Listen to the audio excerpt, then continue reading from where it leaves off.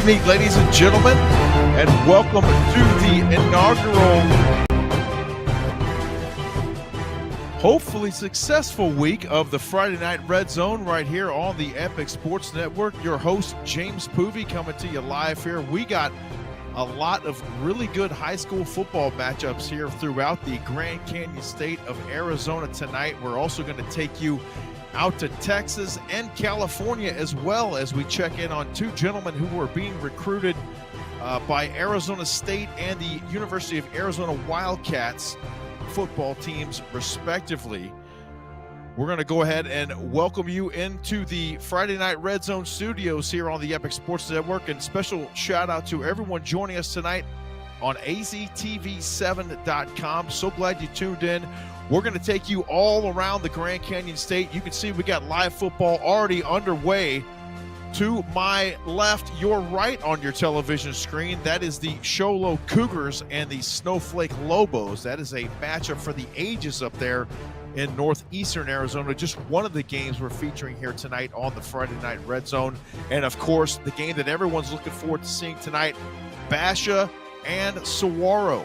That one just underway on the YourView network there with Chris Harris and Dale Hellestray on the call. Floyd Simmons doing the call up in the northeastern portion of the state for the Sholo Cougars and the Snowflake Lobos. Let's go ahead and see if we can get you out there real quick so we can check in on that game. That's already been underway for a couple of minutes now. We'll take you out there to Sholo and Snowflake right now.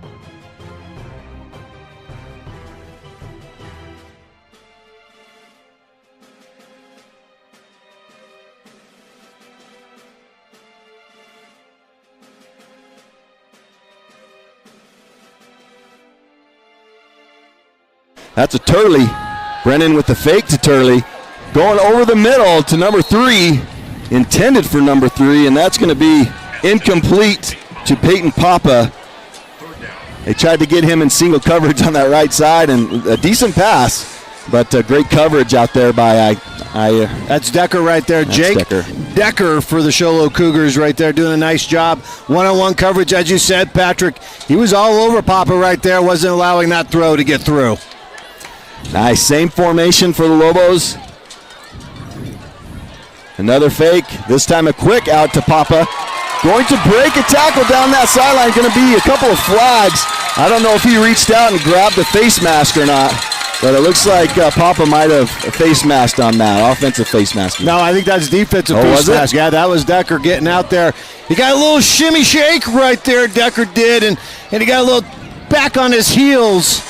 And when he reached to grab him, out for Papa, he grabbed the face mask, and that's going to move the ball closer for the Snowflake Lobos. Half the distance, and I am looking at the replay here. Nice job by Papa going outside, trying to break that tackle. Kind of gives a stiff arm there, but yeah, just a little snag of the face mask there. But good pickup for the Lobos. They are on the 4-yard line and threatening here with 10:49 left to go. Snowflake looking good on this first drive. Look at the Lobos going to 3 backs. Bryant under center, 1 receiver out to the left. In their power formation, hands it off to the third man through. That's number 22.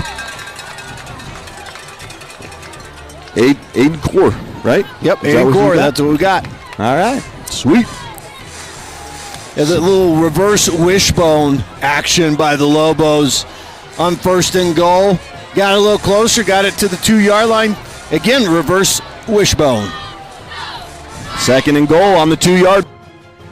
Hands it off to Core again, coming through. Nice tackle there by the Cougars. I'm going to get you a number there, but it looks like number 50. I think that was that 50? That was Pena right there, yeah, coming through, Pena. busting through the line and stopping Core. Basically doing a Core Light right there. That's a great tackle there by Pena. And doing a good job here, holding the Lobos 3rd down and goal. Back in that power formation. Handoff again to Core, and this time he's going to get in. That's going to be a touchdown for Aiden Core. And the Lobos get on the board first tonight. Yeah, nice job right there. Instead of going to the right, they went to the middle, to the left. Right through that basically A gap right there. and Cooler found his way to the end zone. Wow, impressive drive, though, here to start the game for the Lobos. I know they've struggled a little bit offensively. There's been some turnovers in the first game of the year against Bradshaw Mountain. Played pretty well, better last week against Cactus. But, man, did they look good here tonight on that first drive. Well, here they're having a little problems on special teams. They're 2 men short right here. They had 9 guys right now, had to run 2 on. Sam Brown for the extra point. He's a good kicker, and that's up and in. Going to make the score 7-0. So the Snowflake Lobos go on top of the Sholo Cougars, one of the big rivalries up there, if not the biggest rivalry up there in the northeastern part of the state of Arizona. Let's get you back into that quad view look here. As you see now in your top left corner, that Basha Saguaro game about to get underway, and heading down the I-10 toward Tucson, it's Bisbee and Santa Cruz tonight. That's going to be a good one there. That's going to be on the SOAZ VB network there. So let's go ahead and get you into that ball game right quick. Take a look at what's going down there in Eloy. I'll step aside here and let these gentlemen take over on the call. So glad you tuned in here tonight on the Friday Night Red Zone. Buckle up. We got 3 hours of commercial-free football coming your way, and we're going to take you all around the Grand Canyon State. While we do so, we'll also have special guests joining us as well this evening. Mr. Brett Quintine will check in with us. He'll be out at the ALA Queen Creek and ALA Gilbert North game. We'll talk a little bit about that. Chili will be joining us as well. He'll be out at Austin Field out there in Chandler for Orange Lutheran coming in from California. Ralph Amson will join us right about the halftime mark of the evening, and he'll be checking in with us from ArizonaVarsity.com from his home in North Carolina. And then we've got Lee Patterson down there in southeastern Arizona. It's Round Valley, the Elks at the Thatcher Eagles. He's joining us on behalf of KATO Radio down there in southeastern Arizona. So let's get you out to the call of this Bisbee and Santa Cruz game there, where it looks like there's a pick right on cue.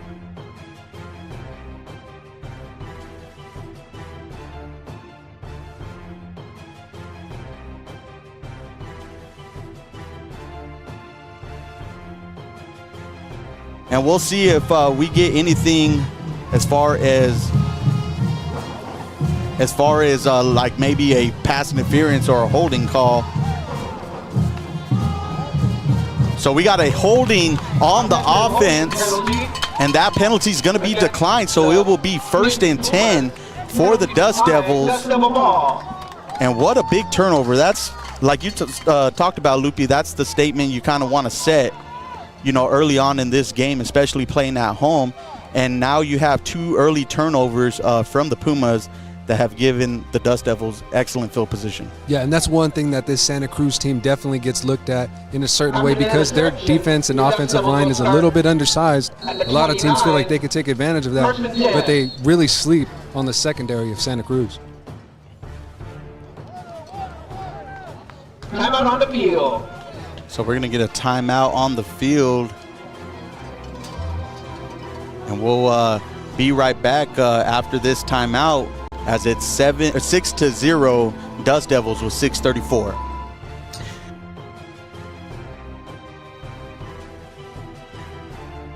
We now take you out to the Lone Star State of Texas, my home state of Texas, the Aledo Bearcats playing the Northwest Texans out of Justin, Texas. This game happening in Aledo, Texas, which is just about 25 minutes or so east of Fort Worth.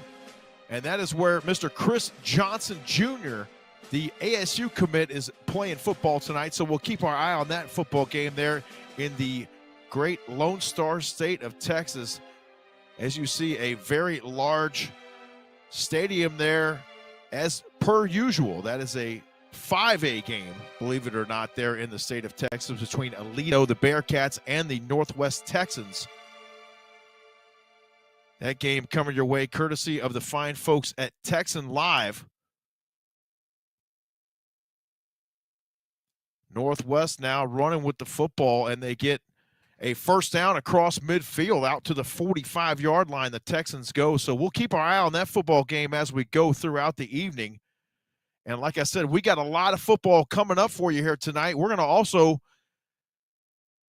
take it a little ways out west here in a minute and check in with the Notre Dame Prep Saints, who are battling the St. Augustine, I want to say, Knights. They're in San Diego, California. So we'll check in on those guys here in just a couple of minutes as we keep you on this game in Aledo. There's a turnover and what looks to be a pick six and a house call for the Aledo Bearcats.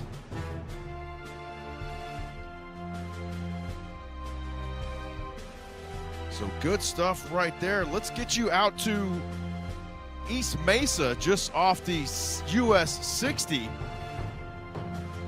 As you see, as we wrap up for now from Aledo, the Bearcats with the score and the PAT pending there. So let's get you back here to the Grand Canyon State of Arizona and out to the East Valley, where RMTV, Red Mountain TV, presents the Mountain Lions at the Desert Ridge Jaguars. That game tied at 8 apiece in the first quarter. A quick first quarter there. It looks like 3 minutes and 40 seconds remaining in that first quarter there.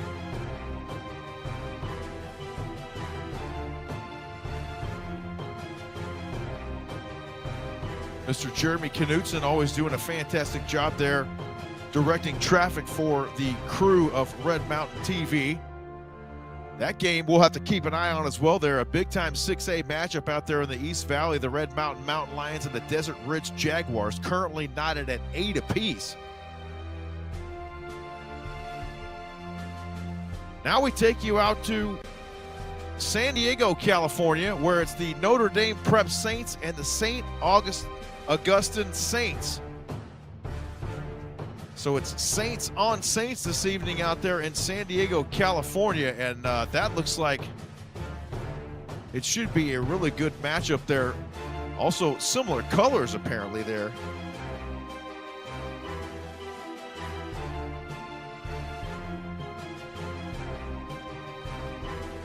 And how about that? 79 degrees out there in San Diego, so you know the Notre Dame Prep Saints have to be loving that.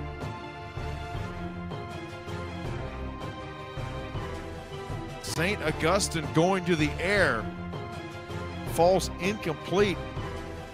Regardless of what you may think, it's not St. Augustine. I actually had these guys at Section 7 out here in Arizona. The basketball team comes out every year for that tournament, and it's St. Augustine. So they are battling the Notre Dame Prep Saints. Saints on Saints right there. And there you see that is Notre Dame Prep indeed on offense right now. Good looking unis right there for the Saints from Scottsdale. Once again, this game in San Diego tonight. 10-mile-an-hour wind, so that could come into play in the passing game, so we'll keep our eye on that. Now you see a play fake there, and the protection breaks down. St. Augustine getting in the backfield and disrupting things there offensively for Notre Dame Prep. So we'll keep our eye on that game as we progress throughout the evening tonight. That one on the SoCal Sports Broadcasting Network there via the NFHS Network. Those guys doing a fantastic job. We told you we cover all the divisions here in Arizona high school football. And we're going to get you out to Hopi and Zuni. This game happening out in New Mexico right now. It looks like they might be having a little bit of trouble with the connectivity there. It looks like a 6-6 tie ball game there. A gorgeous sunset in the far distance. That is some 1A football for you right there, folks. Hopi against Zuni. They have to cross over into New Mexico to play that football game. Looks like they're having a little bit of network trouble there, so we'll check back in with them here in just a little bit. And what we're going to do now actually is go ahead and step aside and take a quick commercial timeout. And when we return, we will have more Friday Night Red Zone for you here on the Epic Sports Network as we get you back out to San Diego, California, St. Augustine, and the Notre Dame Prep Saints. Special shout out to our Epic Sports Network crew on duty tonight. Sonia Tellez and Jamal Gump doing a great job for us. And they'll be sending some highlights over as the evening progresses here on the Friday Night Red Zone. It's a team effort here, and we hope you are buckled up and ready for what should be a really fun and exciting night of high school football. So stay with us here on the Epic Sports Network, and when we return, more Friday Night Red Zone. Stay with us. Want to see Big Bang from the start? Oh, hi. Hi. Hi. Watch The Big Bang Theory and play the Valpak See It from the Beginning 10K sweepstakes. You could win the $10,000 grand prize. Yes, thank you! Or $500 daily cash prizes and $100 instant wins inside Valpak. Oh, goody! Watch Big Bang weeknights for the word of the day. Bazinga! Text it to 55225 or go to BigBangSweepstakes.com. See Big Bang from the start and you could win. Big Bang Theory, weeknights at 6 on Channel 7. We welcome you back here on the Friday Night Red Zone. You are looking live in Eloy, Arizona, courtesy of the SOAZVB Network. Bisbee and Santa Cruz Valley. This one almost inside the red zone. They're inside the 30 anyway. It looks like Santa Cruz Valley, the Dust Devils on the march. We'll step out here and let these gentlemen take over on the call as this one's marching down the field. He's going to try to get away as he dumps the ball down to Ramos. A nice find as Ramos looks to maybe get a gain of about 1. Way to turn something out of nothing on that. Where the Pumas were almost ready to pick up a sack there. Harris was able to find Ramos, and he was at least able to get back to the line of scrimmage. So do you either you guys know about their kicking game? So I believe they're a team that they are kind of like a post and Butte Broncos. They will rely on the 2-point conversions throughout the game. Okay. So, I mean, I could see a 4th down play then. Or are they going to go with a kick here? I don't see a kicking. Yeah, he's going back out. So we are at 3 minutes left here in the first, and a big 4th and 25 for the Dust Devils. See, I don't and you never know, like when these teams come out in these formations, sometimes they do that little pooch punt by the quarterback, but Harris is going to pass the ball, and it's going to be a big opening for number 5, Javar Williams.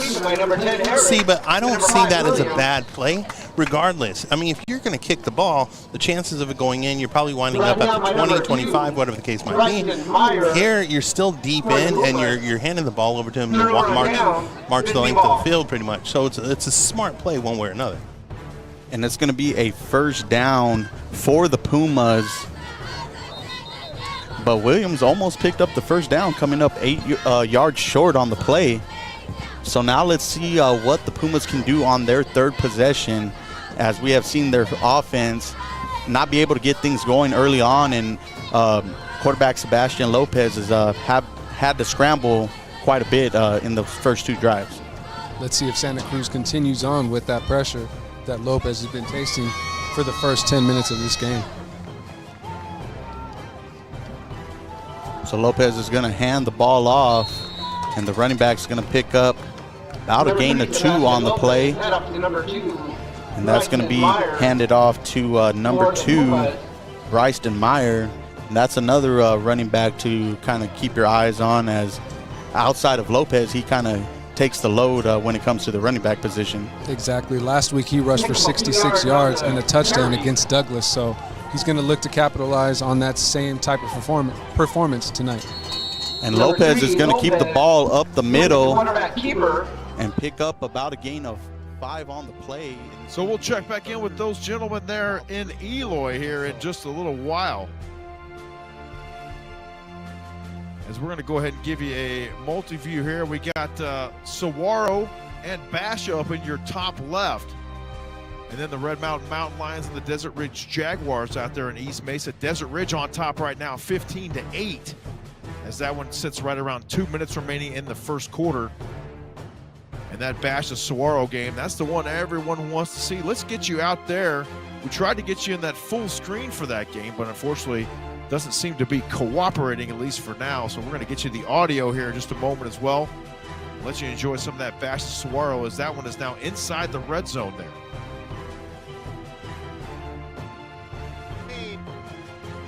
By another freshman, Dale. You just mentioned Hildebrand, the offensive line. Noah Roberts, the freshman running back, with the catch and the first down there for Basha. 6 foot, 180 pounds. He's a true freshman. You see him come out of the backfield. This play was designed for him. See if Saguaro's linebacker could cover the running back coming out of the backfield. Williams gets him the ball. Not only does he have the speed to get outside, but he has the physicality to run through varsity football players at such a young age. Basha in the Rhino Shield red zone. Rhino Shield, never paint your house again. First and goal. Basha, Williams on the move, fires to the end zone. Touchdown, Basha. Catch is made by the big tight end, Javery Mayberry. The Bears strike first. What again? We'll get another look at this, but Damon Williams, come on. He's hocus pocus back there. He's a magician. There's a mess up on the offensive line. Again, you've got freshmen and you got sophomores, and they had a miscommunication, and there was a Saguaro defender right in his face. He makes a miss and completes the pass. It's special to watch. Extra point by Tynan is up, and it is good. 5:01 remaining here, opening quarter, and Basha is on the board first by a score of 7-0. Step aside for a break. Basha, first time with the ball, march it down the field for the touchdown. Bears with a 7-0 lead. You're watching Game Time on Your View. So you heard it right there from the voice Feeling of Friday uneasy Night about your Football on Your View. Chris Harris and Dale Hellestray on the call there of that one. And Basha striking first there at Saguaro, up 7-0 in the first quarter. You see, we've got an alert. Navi Bruzon, second touchdown of the night. Liberty's up 14-0. We might have a highlight on that coming up here in just a little bit, so we'll step aside, take a brief timeout, and when we return, hopefully have that highlight for you here in just a minute. Stay with us. More coming up on the Friday Night Red Zone right after this.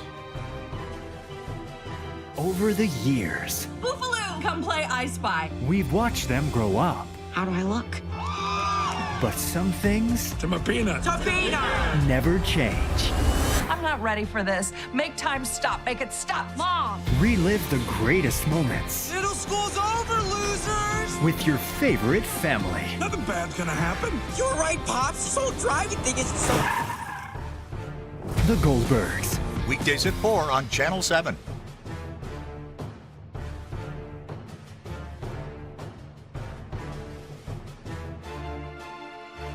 Now you're looking live at the touchdown from the Basha Bears. Javery Mayberry on the reception. An 8-play, 85-yard drive there for the Basha Bears. March it down the field on the Saguaro SaberCats. As you see, they're going to get ready to kick that thing away. Don't forget, stay with us. We got the highlight coming up here in just a minute of Navi Bruzon putting the Liberty Lions up 14-0.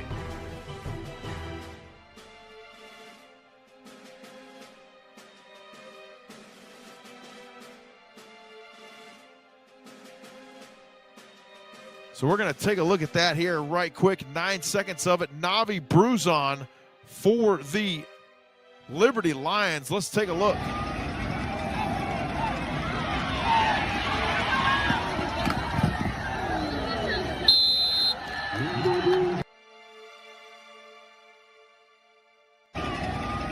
Let's take one more look at it.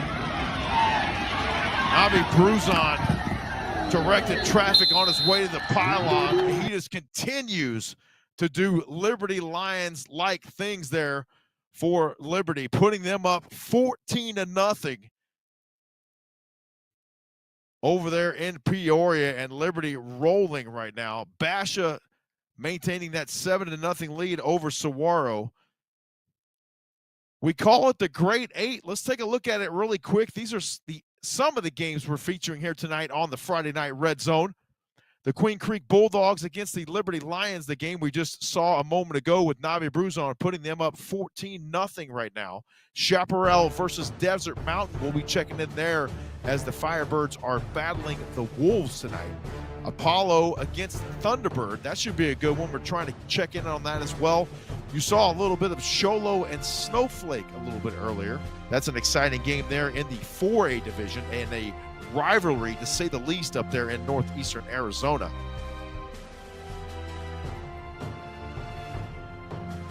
Mojave and Lake Havasu. We'll also be checking in with that game as well out there in the far western slope of the Grand Canyon State. Bisbee and Santa Cruz Valley. You've already seen a little bit of coverage of that game here tonight as well. And then we saw Superior and Ray. We're going to check in with that as well here in a little bit and see how that's going there in the 1A division. That is 8-man football for folks of you not familiar with 1A. I told you we're covering all divisions here on the Friday Night Red Zone.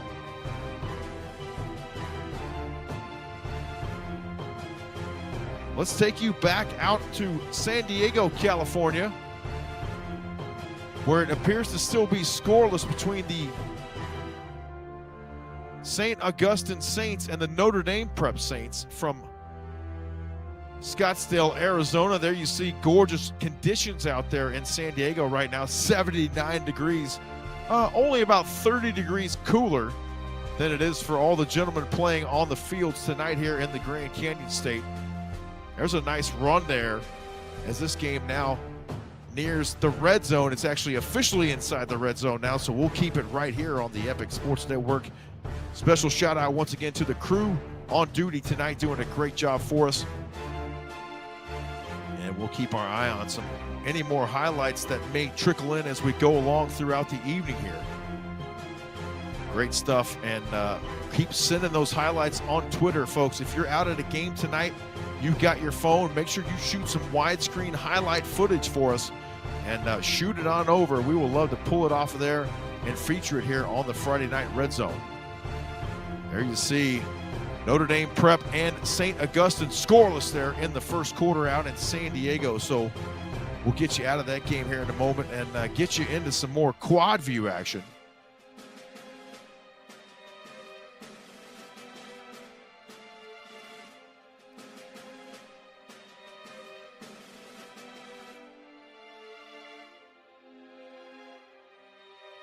We're going to go up north now to the northeastern part of the state and check in on Snowflake and Sholo. And we'll step out for a moment and let these gentlemen take over the call. Sholo and Snowflake on the Sports Zone Radio Network.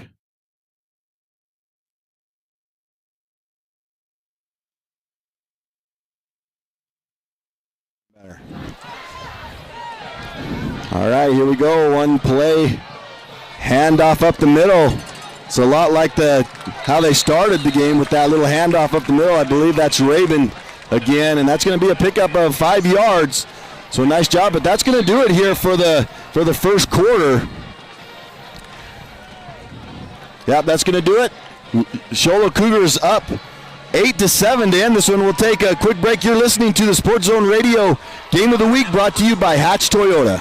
Hatch Toyota Pre-Owned Center. We've got a massive selection waiting for you to explore. Hundreds of vehicles in stock today from all the major manufacturers, including Toyota, Ford, Chevy, Dodge, Nissan, and many more. At Hatch Toyota, we believe it's all about matching your lifestyle and budget to a vehicle you'll be proud to be seen driving. And guess what? We're making it easier than ever to buy with our incredible prices. Cars starting at just $8,995, SUVs starting at $10,995, and trucks starting at just $12,995. Nobody sells a better. So they're in a commercial timeout out there in the northeastern part of the state, and we're going to try to get you down south here in a moment, and we'll work our way down south and get you over to the Bisbee and Santa Cruz Valley game here while we dial up the broadcast of the Micah Mountain Thunderbolts hosting Sabino down there in Tucson. So Let's go ahead and give you this call on the SOAZ. You were right on there on sportsmanlike conduct. So that's going to be a 15-yard penalty on the Dust Devils, and it's going to give the Pumas their first down of the night. Yeah, so you can tell by a bunch of the people in the crowd that they weren't happy with that one. And so those are the things you don't want if you're Santa Cruz. You know, you have the Pumas already on their heels here in the first half. Haven't been able to get anything going, but those penalties definitely hurt, as you're going to have Lopez throw out to his receiver, and it's going to be a hard hit on the play. We had projectile on that play. Trying to see which receiver that was that caught the ball. I just want to know what flew across the field. And that's going to be lost a sticker off their helmet. Right? Something flew off. And that was going to be completed to number 36, Xavier Montiel. And that was only a gain of about 2 for the Pumas. So 2nd and 8. Because now we got another stop in the action, and it's going to be a Santa Cruz timeout. So they will have one remaining here with 10:02 left in the second. And let's go back to some of their football matchups and see what both teams have going the rest of the season. For Santa Cruz, you know, after the Arte Prep, they got NFL Yet at Heritage Academy, then a big game against Santan Charter that's going to be played here, and then travel to Sequoia Pathway, then have another big game against Chandler Prep and Pima. You know, this has to be a big game, you know, for Santa Cruz. Some exciting football down there in Eloy tonight. Let's get you out now to Centennial hosting the Mountain Point Pride. Trying to go full screen on that, but unfortunately the browser not quite cooperating here this evening. We'll give that one more crack here, but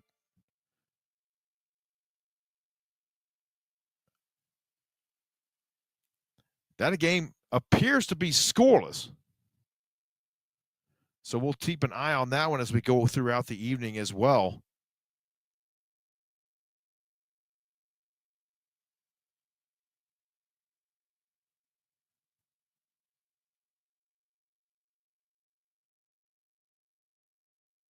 Centennial and Mountain Ridge. That's a good one right there. It looks like we got some action going on.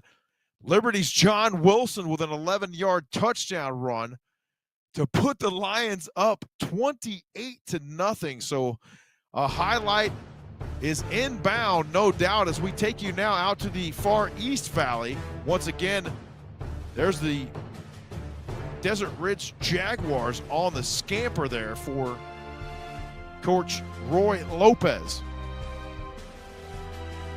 That game with just over 9 minutes remaining in the first half. Red Mountain on top 15-8 now over Desert Ridge. Both teams with a 1-1 mark. That game available to watch in its entirety on Red Mountain TV on YouTube. There you see the Mountain Lions come out now, or correction, that is the Jaguars coming out in a trips left. So we'll let you enjoy that game for just a moment. We'll see if we can get you that John Wilson 11-yard touchdown highlight here in just a bit. See how we're looking on that.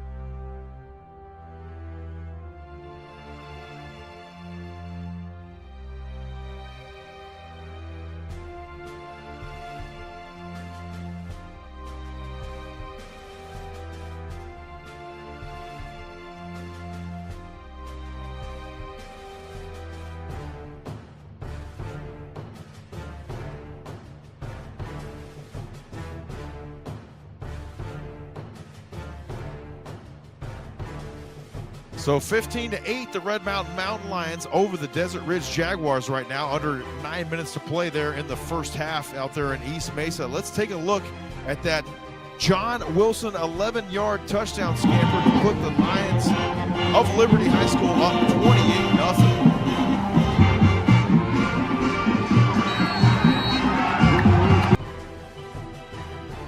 Liberty absolutely having their way tonight. With the Queen Creek Bulldogs. Look at it right there. Fantastic job. John Wilson, an 11-yard touchdown scamper to put the Mountain Lions, or correction, the Liberty Lions up 28-0. A lot of mountains and a lot of lions here in Arizona. So forgive me for my flub there. Let's take you back to a little bit of quad view action.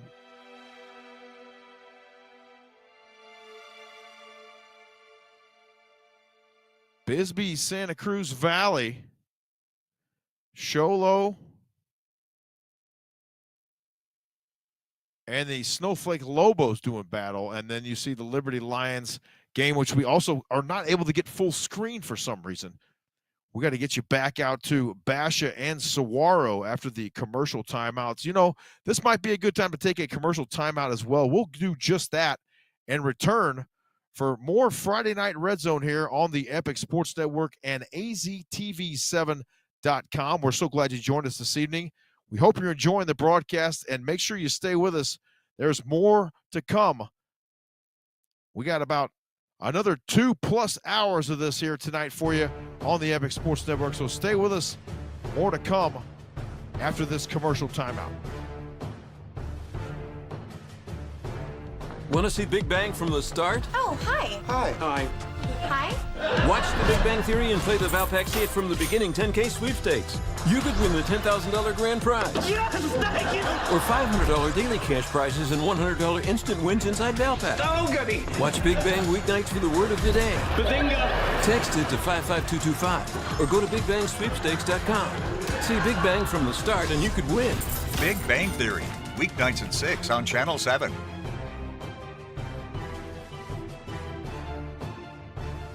Now we take you out to North Scottsdale as we welcome you back here on the Epic Sports Network's presentation of the Friday Night Red Zone, the Chaparral Firebirds and the Desert Mountain Wolves.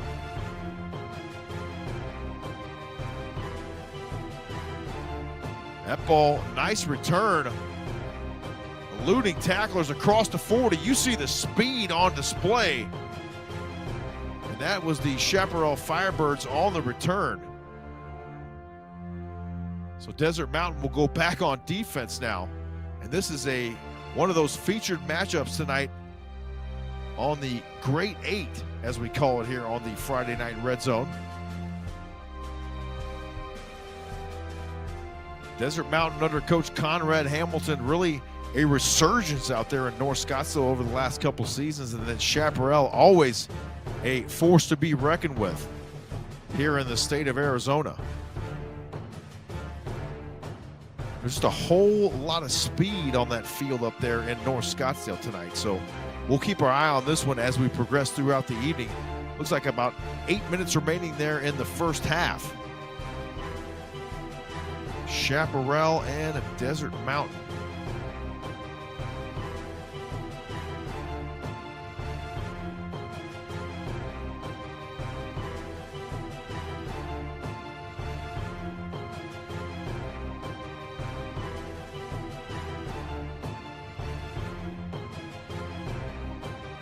Go ahead and take you back out to the Basha and Saguaro game. That one tied up 7 apiece, 11-17 remaining, as it looks like Basha once again threatening inside the red zone. Chris Harris and Dale Hellestray on the call. Take it away, gentlemen. Coverage by Saguaro. So it is 1st and 10 for Basha. And we got penalty flag. It's going to be a false start against Basha.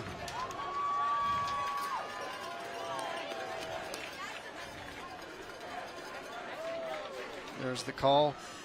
Okay. Basha now in the Rhino Red Shield zone. Rhino Shield, never paint your house again. Well, you got Cade Price there in the middle, number 50. He's a senior. He's got a 4 5.1 GPA, as most offensive linemen are smarter than the average Bear. Boy, you and Nick. You know, but Cade Price, but he's got a sophomore to his left and Cale, and he's got a freshman to his right. So Saguaro moving around a little bit. You're trying to communicate to those young kids next to you. You see Williams now 5 of 5, 84 yards, 4 rushes for 66 yards.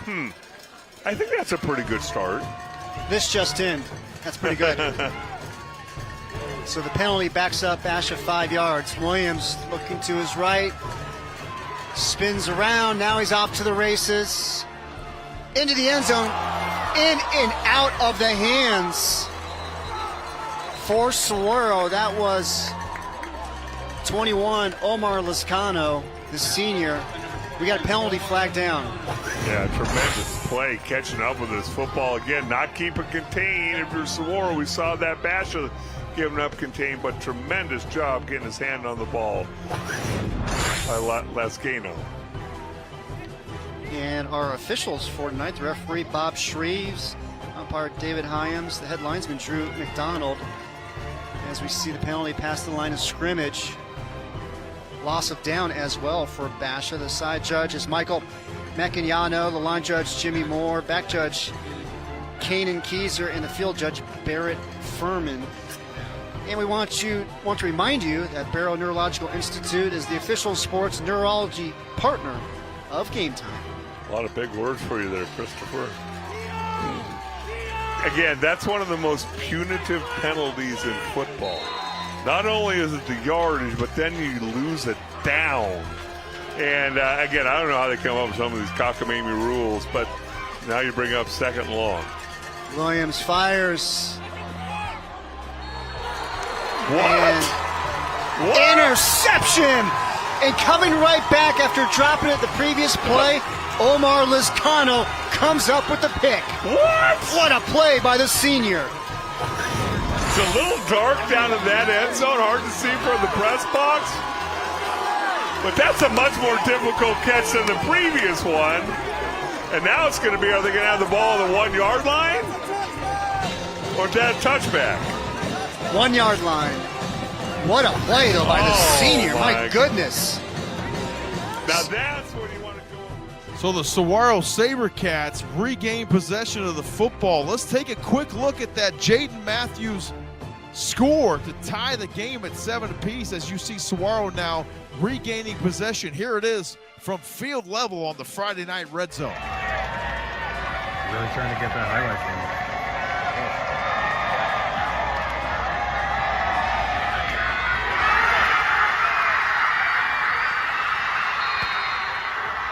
Jaden Matthews, there you see it on the scoreboard. One more look at it, folks. Really trying to get He that ties the game at 7 apiece, as you saw. The Saguaro SaberCats just intercepted Basha as they drove down the field. And then Damon Williams gets picked off. Back out to that game live. Chris Harris and Dale Hellerstray on the call. Take it, gentlemen. That's one of those things. You take a shot. Now you bring up second long from your 1 yard line, and the last thing you want to do is have to punt with your punter within 10 yards of the line of scrimmage. So you want to get some room one way or the other. You could take that. I don't mind you taking a shot there. Now you got to get 5 or 6 yards here in this next play.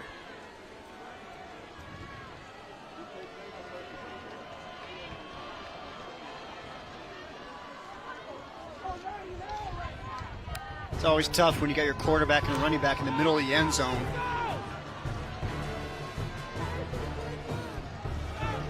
Play clock winding down, and we've hit zeros on that play clock.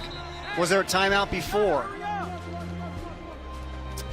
I believe they saw that. Obviously, most high schools don't have the setup that they have here at Saguaro High School with the big scoreboard and the play clock. It's time now for the Via Luna Scholar Athletes of the Week. Each game we will recognize a player from both teams who represent their programs the right way, both on and off the field. For Basha, senior defensive end Brody Jones carries a 4.0 GPA while taking AP and honors classes. Is a big part of the National Honor Society, student government, as well as the track and snowboarding clubs. Sounds like fun. Meanwhile, Swirl's senior wide receiver Zachary Hariri has a 4.4 GPA while taking AP and honors classes and is involved with the National Honor Society. Congratulations to Brody and Zachary, our Via Luna Scholar Athletes of the Week. Be sure to visit Via Luna and mention you saw the Scholar Athlete on Game Time.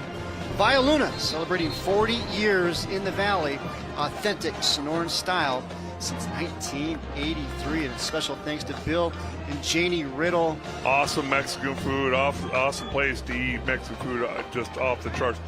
All right, I got to call Brody out on this. What do you got? That sounds like a made-up club. Snowboarding club? There was a ski club here at Saguaro.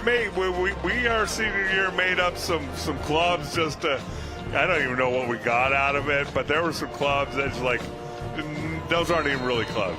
Snowboarding club at Basha High School?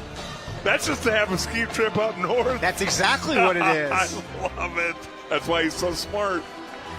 Coming out of the timeout, Brave fires left side. Catch is made short of the first down, hauling that one in.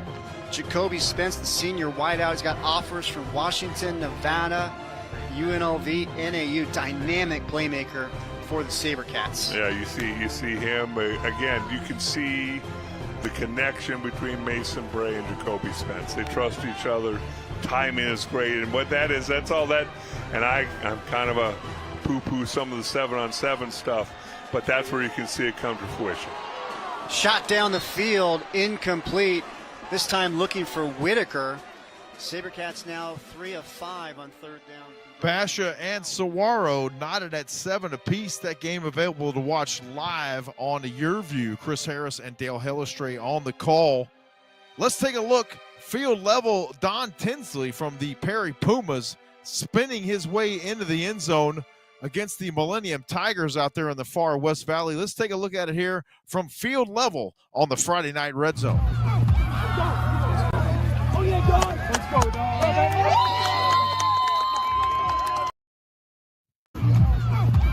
Don Tinsley from the Perry Pumas. There you see him through the traffic, lowering the headgear. And the linesman coming in and signifying touchdown Perry Pumas. So he puts the Pumas on top out there against the Millennium Tigers.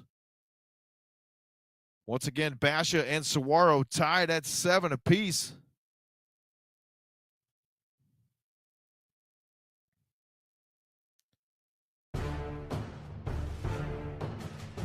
Let's go out to the East Valley for a little bit of 2A football action as it's Arete Prep and Glendale Prep. They're nearing halftime there at Arete Prep. Glendale Prep on top 20-6 right now, so a 14-point lead there as they near halftime. So we'll check in on that game. Good looking field out there for Arete Prep, and they got some nice lighting as well there. Pretty good facility for a 2A. And we'll check in with them here in a little bit as well, probably into the second half of that game. Let's check in now out at in San Diego, California once again, as the Notre Dame Prep Saints battling the St. Augustine Saints. And once again, let's rub it in one more time. 76 wonderful degrees out there in San Diego, California tonight. A little over 3.5 minutes remaining in that ball game. That game being played, I believe, at Costa Mesa. Now the Notre Dame Prep Saints into plus territory now. They lead 7-0 over St. Augustine. They hand it off in a hard 1.5 yards, maybe 2 yards on the play there.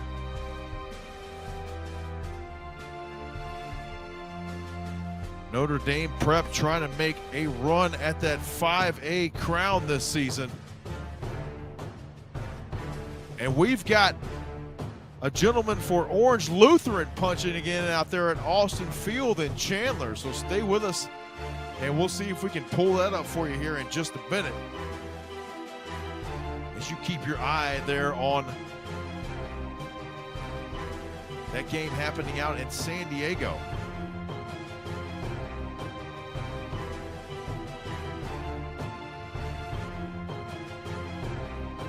We hope to have Chili joining us sometime this evening from Austin Field out there in Chandler. Don't forget as well, we'll have Mr. Ralph Amson coming on with us here in about 40 minutes from now, right about as most of the second half action gets underway here in the Grand Canyon State. He's going to join us from his home in North Carolina.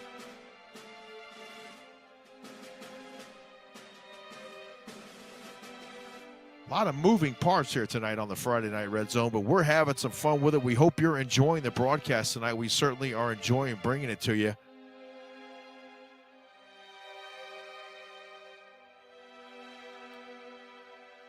Notre Dame Prep nearing the red zone there. They continue to keep the ball on the ground, and now the defense starting to stiffen there for St. Augustine.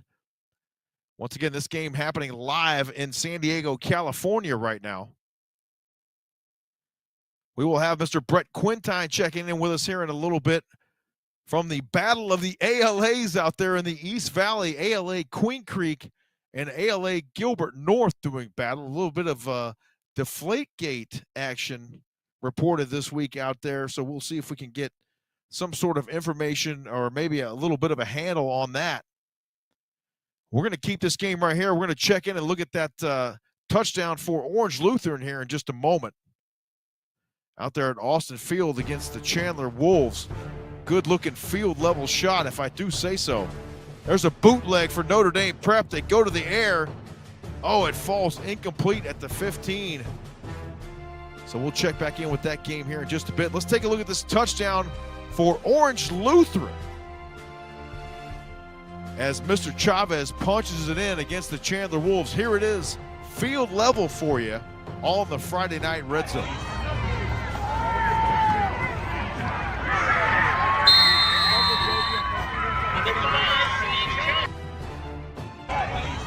As per usual, one more look at the play. Orange Lutheran punching it up the B gap right there and into the end zone for the score. They are battling the Chandler Wolves out there tonight. As we're back to action in San Diego, the Notre Dame Prep Saints inside the 30.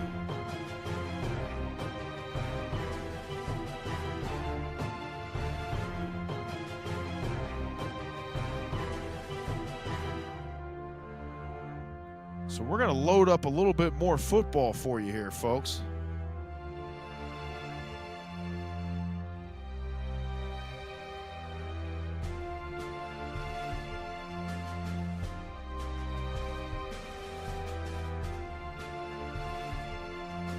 Just give you a little bit of this quad view right here. Now, that's what we're talking about. Well, we're going to fix box number 3 here. We got this.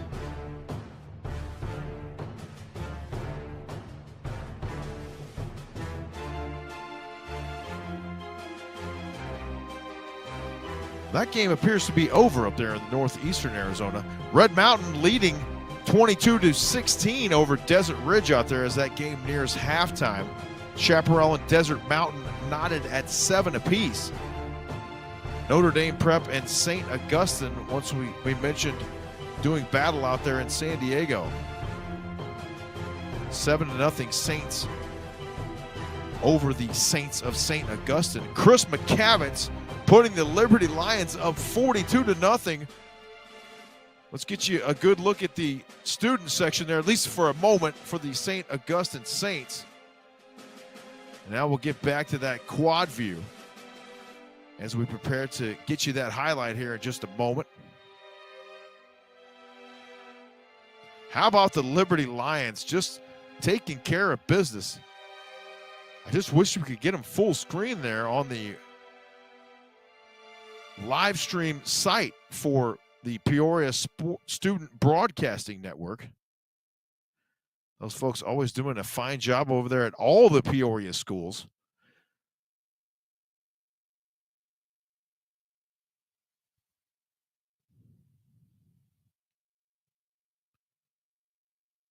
So let's take a look at this touchdown here from Chris McCavitz from field level here on the Friday Night Red Zone. We hope you enjoy it from Liberty High School in Peoria.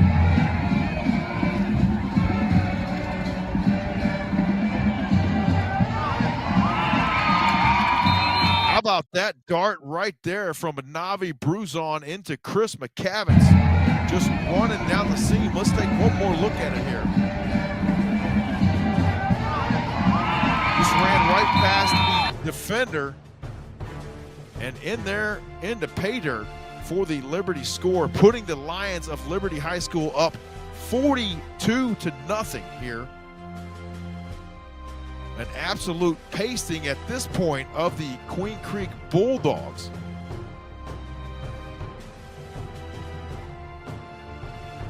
Let's go ahead and head back down to Eloy and see what's going on out there with Santa Cruz Valley and Bisbee. We'll step aside and let the gentleman from the SOAZ-VB network take over on the call. And I'll be back with you here in just a bit as we near halftime here in the state of Arizona. Lots of good football coming up. And they're going to punt the ball back to the Dust Devils. And that's going to take a Dust Devils bounce as the ball will be downed on the 36-yard line. And the Dust Devils will start off just in between the 35 and 40.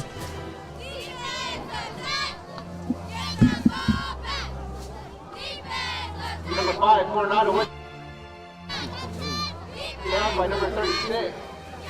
Montiel.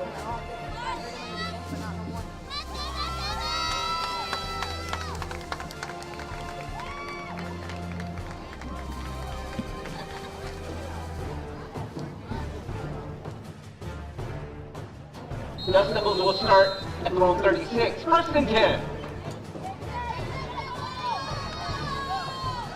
So Harris is going to drop back on the play and sling the ball out and connect to his receiver. And it's going to be a big gain for the Dust Devils. And that's Daniel Contreras, number 15 for Santa Cruz.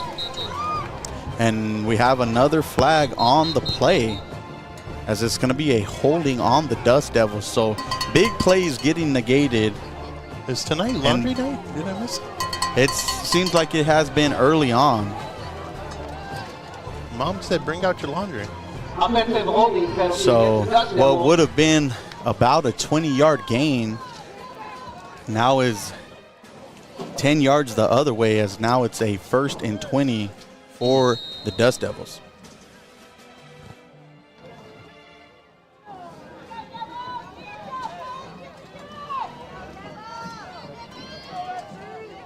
So the Dust Devils are going to stay in the shotgun formation. Ramos to Harris's right. And Harris is going to sling it out as he's going to find another receiver, and they're going to almost get a Dust Devils first down. Because we got a little scuffle at the end of the play, and that was connected to number 2, Ezekiel Perez. That was basically the same play. And so now it's going to be a 2nd and 1. Same play, different receiver. I'm a little curious as to why the referees didn't blow the whistle or at least throw a flag right there. They're pretty flag happy pretty early on in this game, and that seemed like something that you would throw a flag for. Well, Harris is going to drop back for another pass, and he's going to sling it downfield.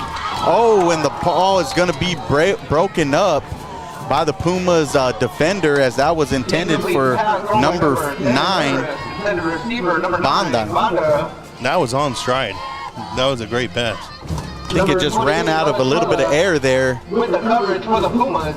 If that would have connected, you know, Banda could have probably got in for his 2nd touchdown of the night.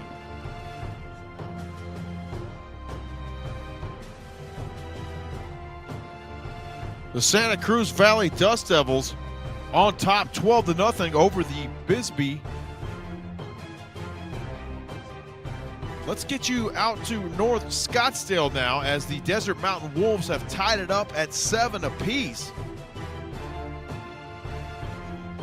And And it looks like they're on the march once again. Let's take a look at how they tied it up at 7 apiece here in just a moment.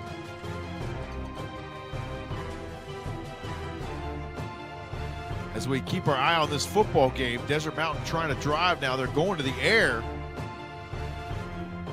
And it was overshot. But go ahead and keep an eye on that game. We'll get you the highlight here in just a moment.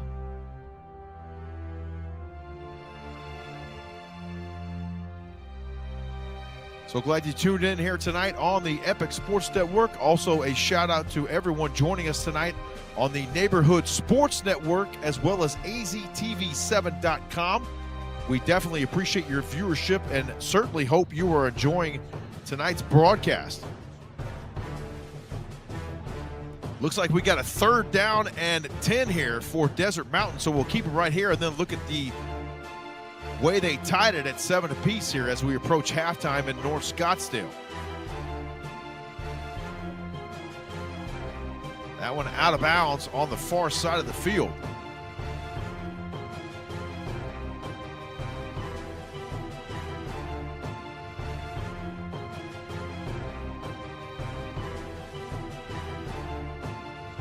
Here is that touchdown for the Desert Mountain Wolves as they tied it up against the Chaparral Firebirds at 7 apiece. Let's take a look at it right now as they bark off the penalty and Desert Mountain moves closer to pay dirt. Here it is for you, field level, all in the Friday Night Red Zone.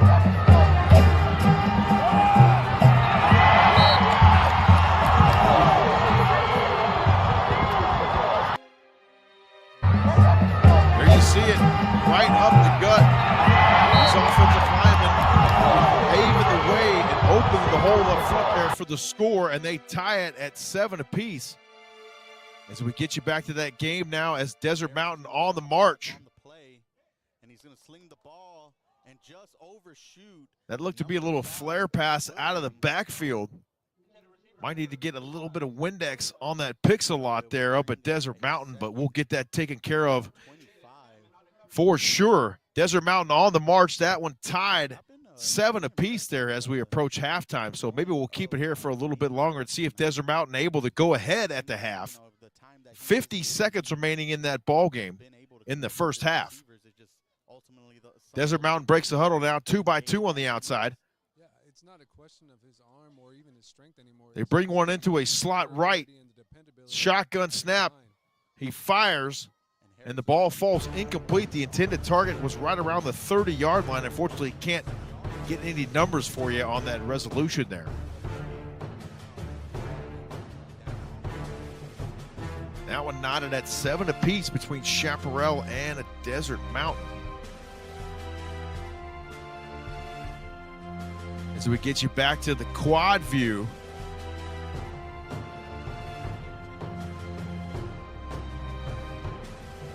And let's check in on Red Mountain at Desert Ridge as there's 5 seconds remaining in the first half. Looks like it could be the final play of half number 1 for the Desert Ridge Jaguars. Trips right now. They go to the air, and the ball falls incomplete.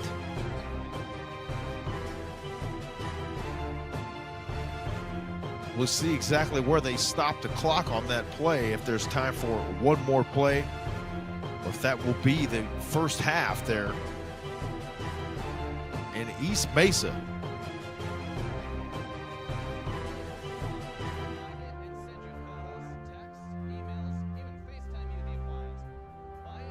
An old school, grinded out slobber knocker football game right there between the Red Mountain Mountain Lions and the Desert Ridge Jaguars. Apparently enough time for at least one more play here for Desert Ridge. 2-by-2 on the empty set now. He climbs the pocket. He's got room to throw. Goes to the air. And it's intercepted by the Red Mountain Mountain Lions. But then a penalty flag flies in. We'll hope that is not unsportsmanlike conduct. And we'll stay right with this broadcast here to confirm if that ball was indeed intercepted. but it could be all for naught, as that was the end of the first half, as you see everyone pouring into the locker room there out there at Desert Ridge High School.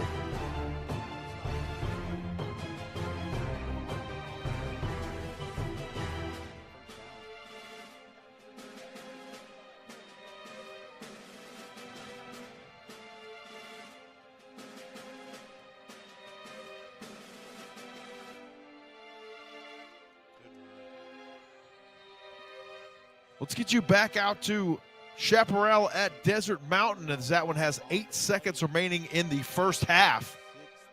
So glad you joined us here on the Friday Night Red Zone. There you see Desert Mountain running in a couple players, making sure all the right personnel's on the field for what could be the final play of half number 1. Chris, what is one thing that you Don't forget, Mr. Ralph Amson will join us here right about 8:30 local time. And now that looks like it'll be the end of the first half there, as the Desert Mountain Wolves and the Chaparral Firebirds are tied up at 7 apiece. Let's get back out to Eloy, Arizona, where the Santa Cruz Dust Devils and Bisbee are doing battle. Gentlemen, take it away with the call on the SOAZ-VB network. You go away from a lot of different formations that they used to always run. So he's brought a lot of different things to the team that way. Unfortunately, like, I don't really have much to compare to in past years, like how they actually played them. And what was the coach prior like? You know, I think he was just a traditional kind of coach. Nothing wrong. Like, I mean, he was just.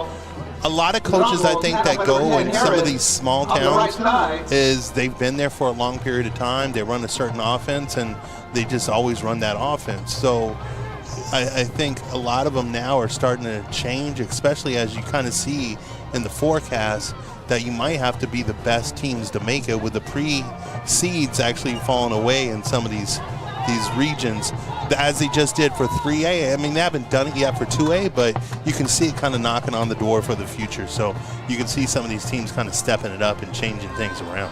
So on 4th down is going to be a quarterback keeper for Harris, and he's going to pick up the first down on the play. Number 4, Miles Schuler on the stop, but not before your Dust Devils get a fresh set So of we are downs. under 4:45 here in the second quarter. And you got to think that the Dust Devils might use up a lot of clock here to try to punch the ball in the end zone, and then they get the ball to start the second half. Control the clock right now.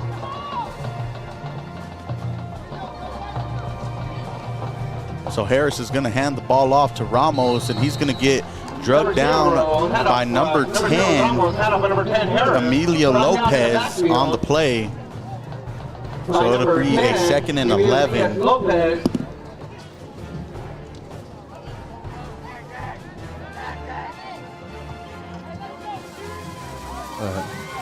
Gotta love the small ball here. You know, I didn't expect any fireworks or anything going on. You know.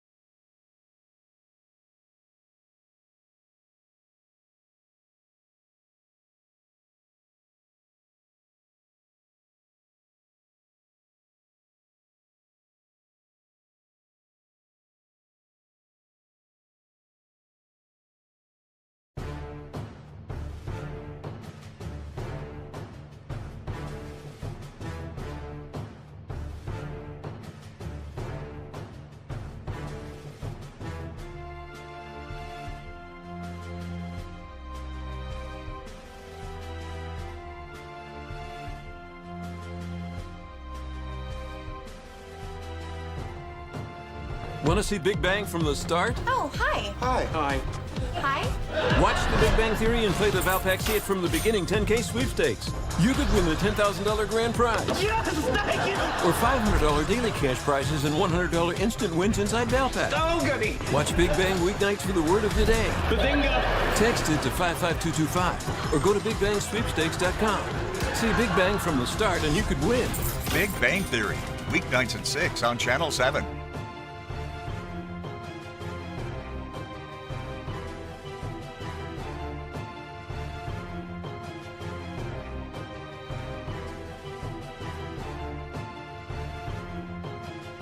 We welcome you back here on the Friday Night Red Zone. Basha on top 21-7.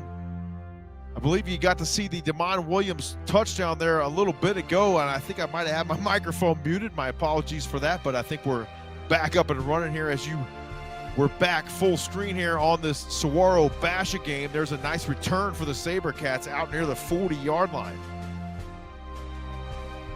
Minute 19 seconds remaining there in the first half. Basha and Saguaro, and Damon Williams having his way right now with the home Saguaro SaberCats just off Hayden Road there in Scottsdale.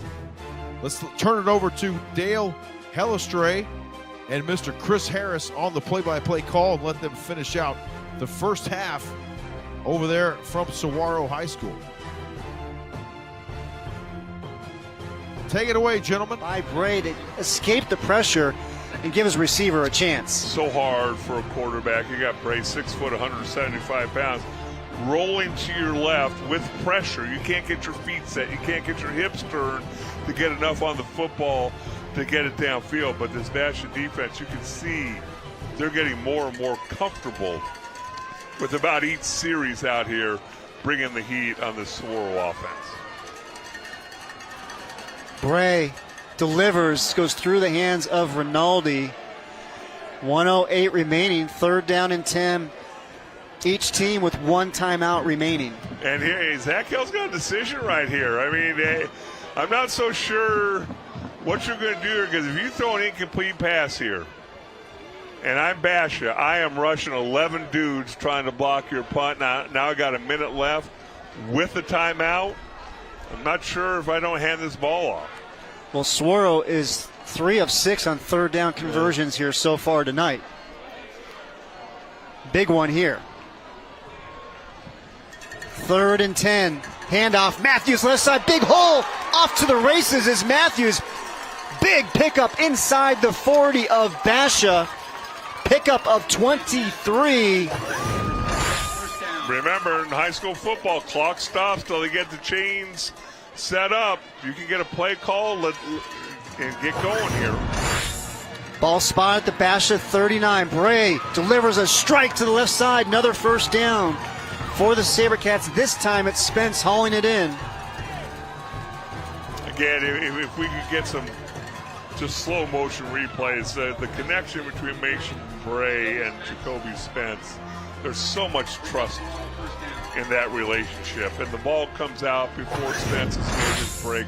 Watch this ball. You can't cover this. I mean, you can do everything possible, but Jameson Stamps, no matter how good you are, you can't cover that pass route. And that ball gets batted down. It's going to bring up 2nd down and 10 from the Basha 29, and coming up to make the play, Caden Williams had that big sack on the previous Saguaro drive on a 3rd down. Comes up with a big play here. Once again coming in the corner blitz and tipping that ball. Well, that's one of those things Mason Bray and company they'll go over it. All he has to do is get some air up under that. You have a lot of room to run the football if you catch it, but just the only thing that can't happen is you get it knocked down. 2nd and 10. Bray delivers left side. Not able to haul that one in. Jacoby Spence, and how about the defense there by Jamison Stamps, the senior? Boy, he's listed at 5'11", 170 pounds. Obviously, he's fast, very, very competitive. He plays bigger than 170 pounds. Only a junior. Runs step for step. You know, if you're a Saguaro fan, you're going, hey, that's pass interference. If you're a Basha fan, you're saying that's great coverage downfield. Now it's 3rd and 10 37 seconds remaining here, first half. Bray drops back. Incomplete. Great coverage right there. Now is too good of coverage. We got flag coming in late. Penalty's going to go against Stamps on the coverage of Spence.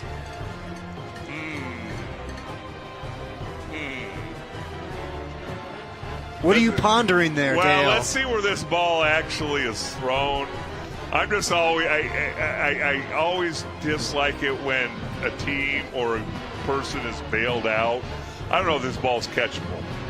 Obviously, you'd be playing physical. Let's see where this ball's thrown, and let's see what happens here. Yeah, I mean, it was 5 yards in front of him. I don't think he's making the catch, but you also can't come over the back. So, good call by the officials. You know, I was trying to find something wrong with officiating. Still haven't met one that I liked, but a pretty good call there. That's going to bring up now first down for the SaberCats from the Basha 14-yard line. And Swirls now in the Rhino Shield red zone. Rhino Shield, never paint your house again.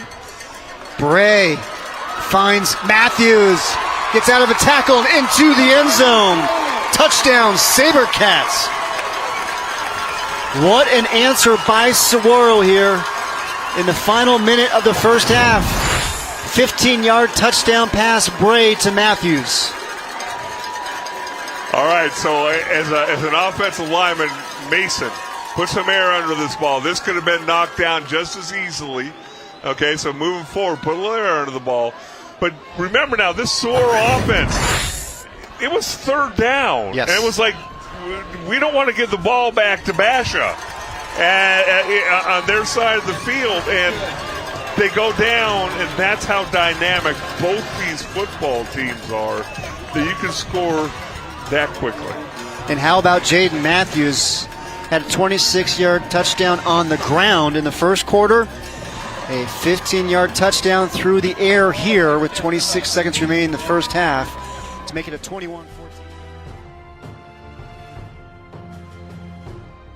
21-14, the Basha Bears on top of the Saguaro SaberCats.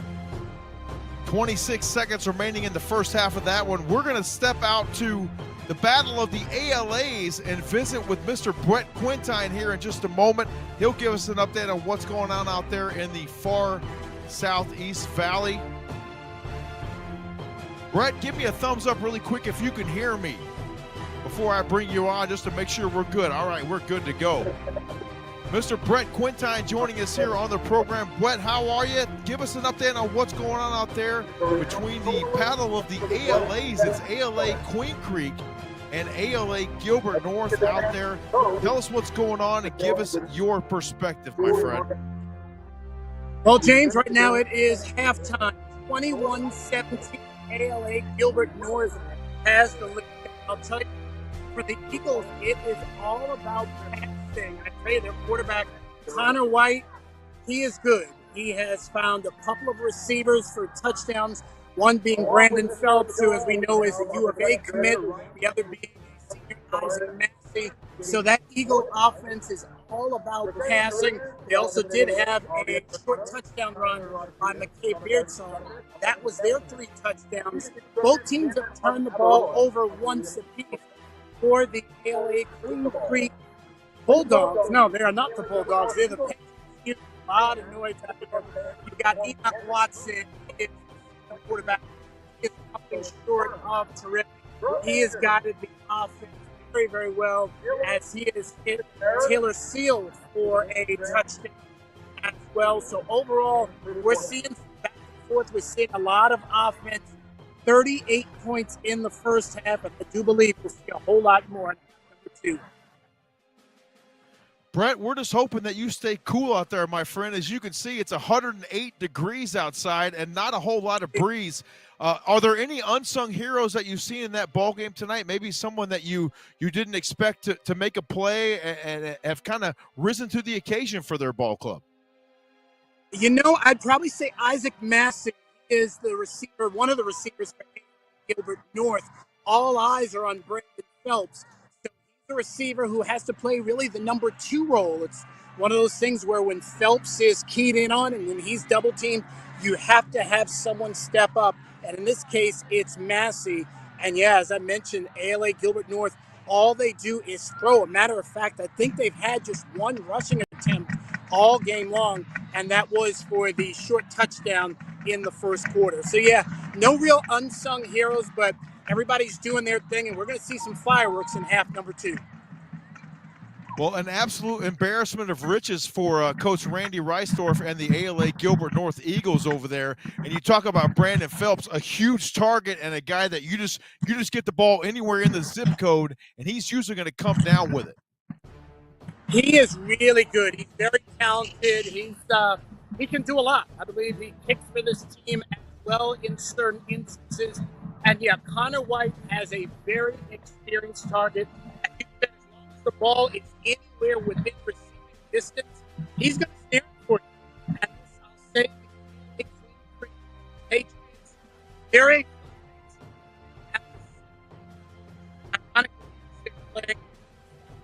but team still got some growing. They're small enrollment. Not sure if they are a worthy. Always going to ball right. Ball start off. Both all right.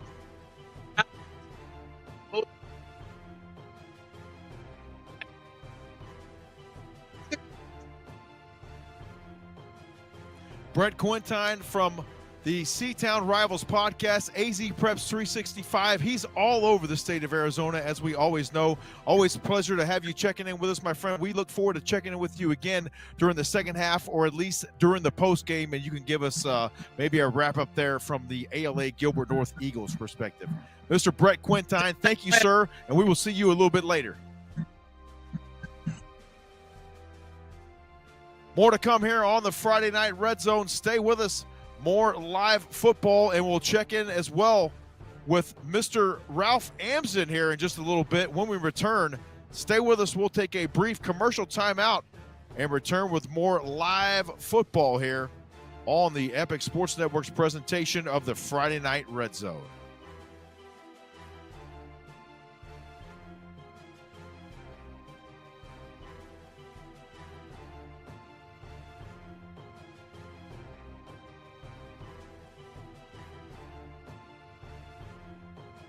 Over the years, Buffalo, come play I Spy. we've watched them grow up. How do I look? But some things To my peanut. To peanut. never change. I'm not ready for this. Make time stop. Make it stop. Mom. Relive the greatest moments Middle school's over, losers. with your favorite family. Nothing bad's gonna happen. You're right, Pops. This whole driving thing is so... The Goldbergs.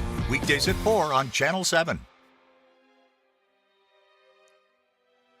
We welcome you back here on the Friday Night Red Zone.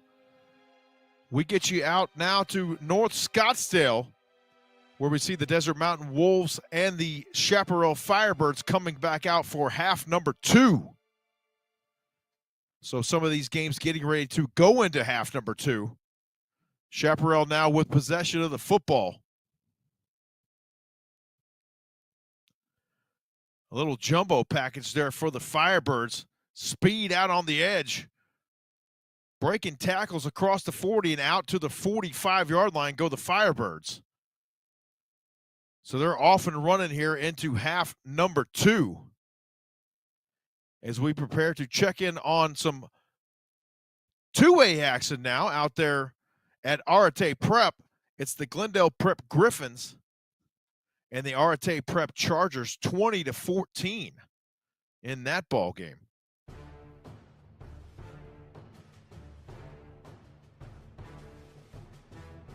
So glad that you joined us here this evening, whether you're watching us on the Epic Sports Network on YouTube, the Neighborhood Sports Network, or aztv7.com. We certainly appreciate your viewership, and we hope you enjoy the ride around Arizona high school football this evening.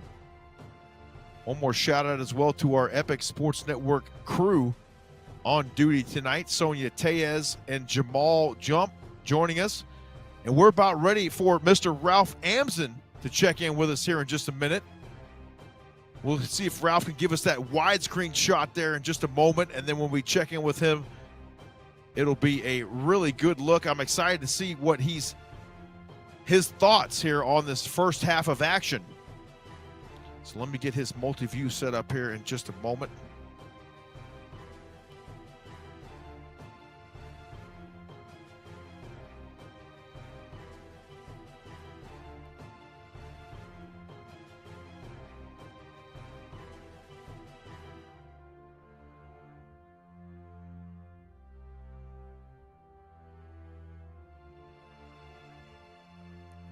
All right, we are ready. Let's bring in Mr. Ralph Amson from ArizonaVarsity.com. Ralph, you are joining us from your home in North Carolina. I really appreciate your time, my friend. You can see we got the window action going there with Chaparral and Desert Mountain. We'll keep our eye on that game. Just one of the really good games around the Grand Canyon State here this evening. Tell us your thoughts on half number one and maybe some games and players that you've had your eye on here this evening. It's been a tough first half between Chaparral and Desert Mountain. I think that Desert Mountain might have been a little bit surprised with the aggression that Chaparral came out with. I got a bunch of games pulled up right now. One of the ones I have my eye on, because I had talked to Chili a lot this week about how it's about time that a public school kind of takes over Tucson and the Tucson area and really all of Southern Arizona. They're lacking that kind of class program right now outside of South Point, and that really helps kind of drive attention to Southern Arizona when they do have that. But guess what? I thought that it would be Micah Mountain, and right now it looks like it is. They're up 27-7 on Sabino. They've been dominant pretty much the entire time. And the other game that I've had my eye on, because I wanted to see how Corona del Sol would bounce back after taking a big loss to Centennial last week, is Corona del Sol out at Pinnacle. It's been a relatively good game. I think it's 29-13 at half. The problem for Corona del Sol is you had a pick six by Spencer Halverson as Corona was trying to get themselves back into the game. And Mac Richards is awesome. He caught a long pass to get them down to the one where they were able to convert for their third touchdown. And then he also had a punt return for a touchdown. And so dominant second quarter by Pinnacle. We'll see if Corona can claw their way back in. Unfortunately, they've gotten in a big hole 2 weeks in a row. They are primarily a passing offense, but when you expect it, that can be really tough. But I've enjoyed watching Corona compete. Just you can't give up touchdowns on defense and special teams and hope to hang with the big boys. Are there any lower division games, I say lower division games, Ralph, that you got your eye on tonight? Because there's a lot of talented athletes in the 3A, 2A, and we got a lot of players playing all over the state tonight as we get notification that Mason Bray has found Matthews for a touchdown. So we'll have that highlight for us here in just a moment. But what other action are you paying attention to here this evening? Well, I usually catch up on the lower division games afterwards. Sometimes I'll jump on Sports Zone and watch Floyd Simmons and see what's going on with Snowflake or Sholo or something like that. But I do have my eye on Buckeye Glendale, and it's been a really, really close game. It was 14-14 right before half when Buckeye was able to drive down the field, get a touchdown pass to the corner of the end zone. Right now they lead 21-14, 11 minutes to go in the third quarter. Ralph, stay with us, and I'd like to get your thoughts on this Mason Bray touchdown from field level here for you on the Friday Night Red Zone. Let's take a look.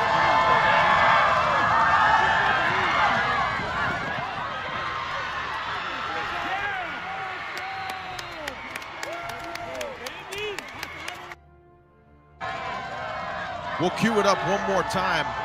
Mason Bray for the Saguaro Sabercats.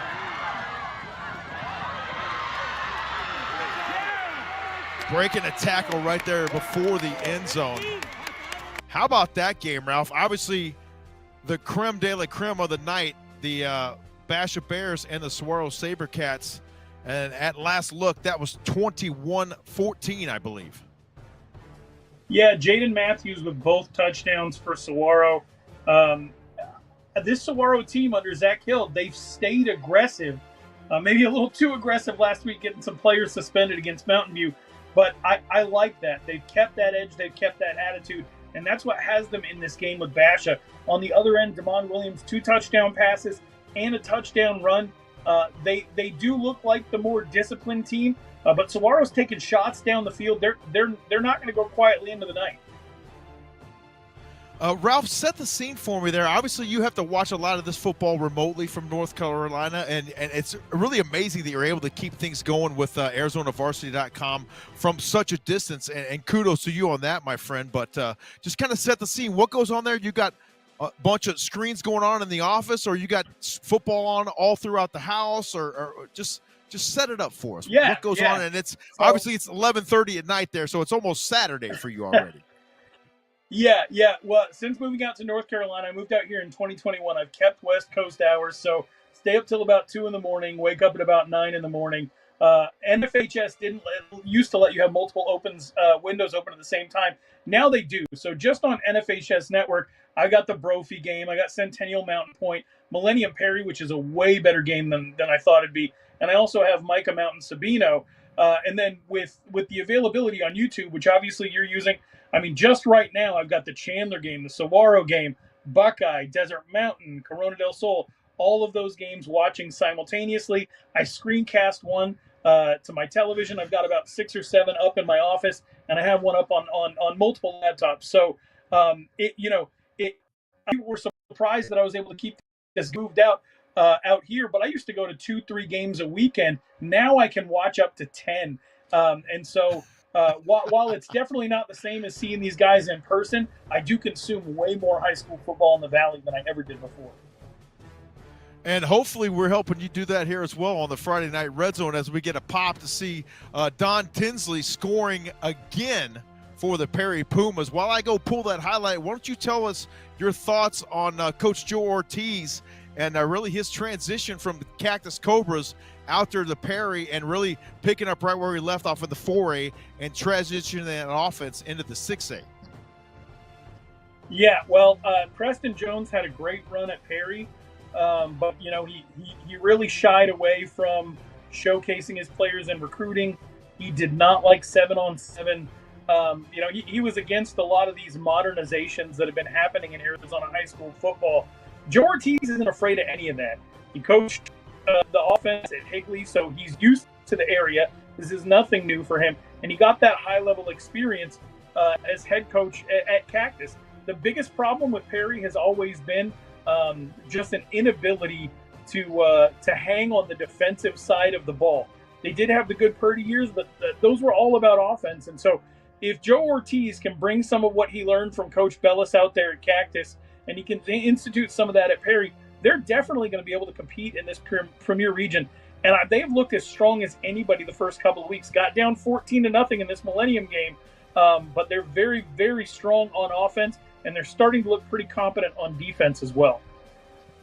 Let's take a look at that recent touchdown here from Don Tinsley as we give it to you field level on the Friday Night Red Zone with Mr. Ralph Amson joining us from ArizonaVarsity.com.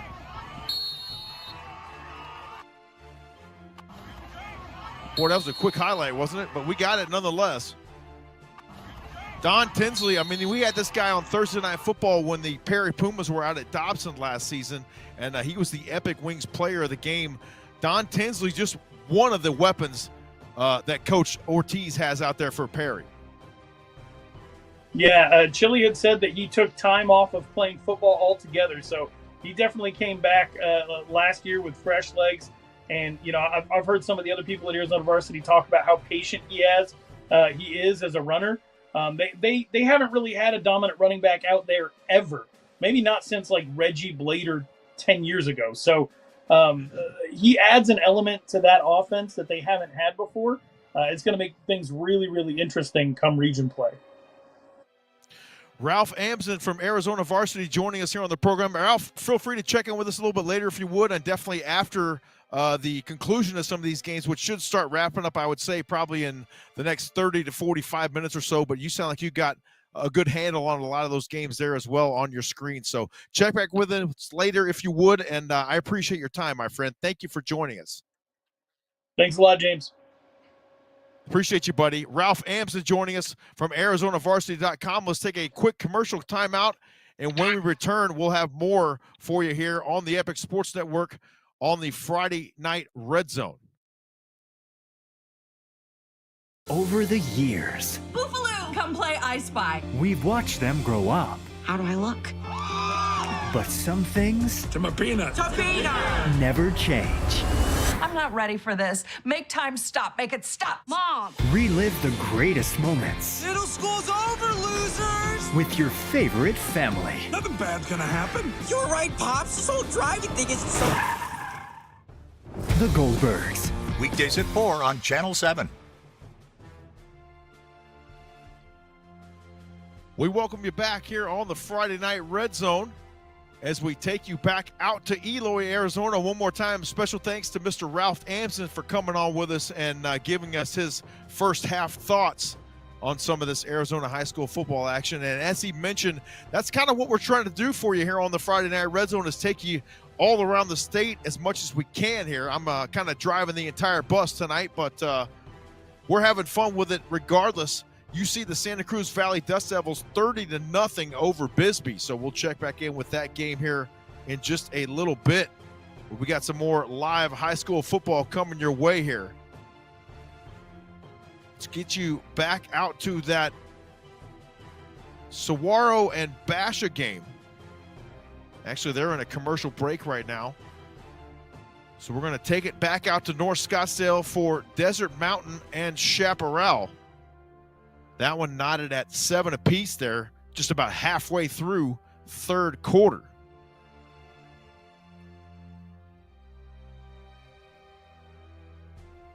Once again, special shout out to everyone helping us bring this Friday Night Red Zone to life tonight here on the Epic Sports Network. And we appreciate those of you joining us on YouTube, the Neighborhood Sports Network, as well as aztv7.com. Firebirds go to the air.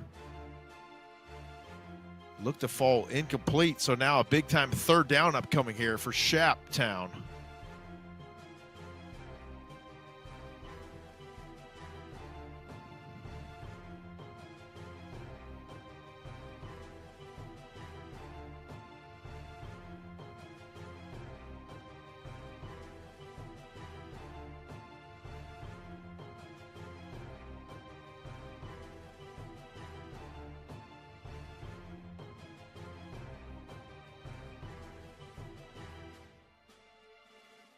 Chaparral going up top on the play.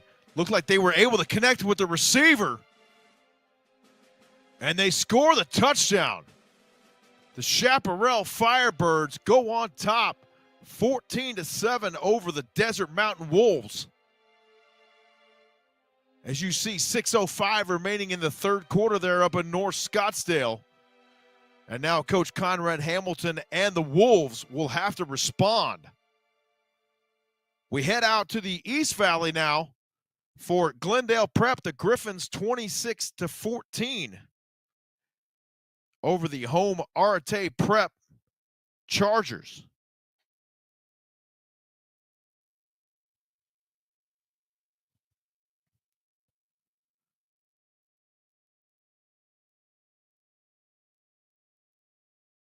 Couple of 2A programs doing battle out there. Good-looking shot, good-looking live stream, courtesy of Arate Prep.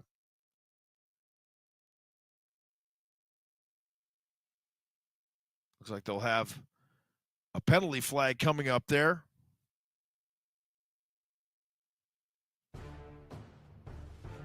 Let's go ahead and head. After this play, we'll take you up the street a piece out to Desert Ridge.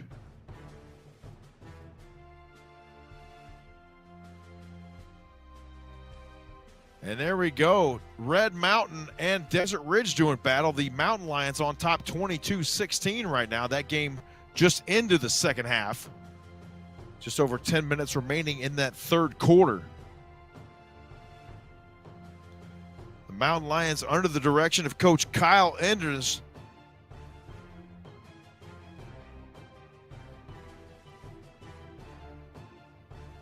in his second full season at the helm.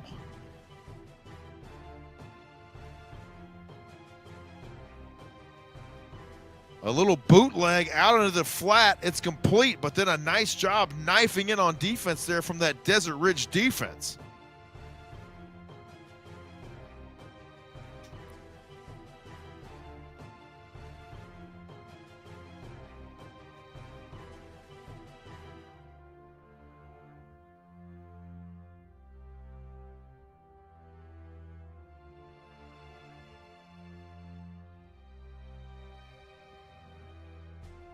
Mountain Lions now with a 2nd down and 10. As they change the play at the line of scrimmage. They check the wristbands. Clock runs as it approaches 9 minutes. Shotgun snap. Throws over the middle, a little tunnel screen. It's complete on a crosser. Finally forced out of bounds just in front of the Red Mountain bench. Let's head out to Peoria, where the Centennial Coyotes are battling the Mountain Point Pride. One more time, apologies for not being able to get that thing full screen there for you.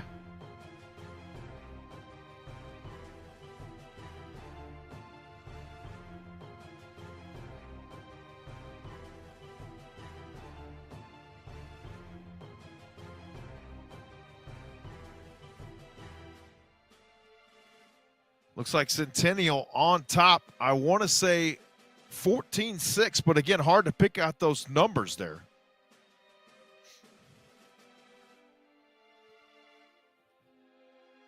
Get you a confirmation on that score here in just a moment. The Mountain Point Pride under the direction of Coach Eric Lauer.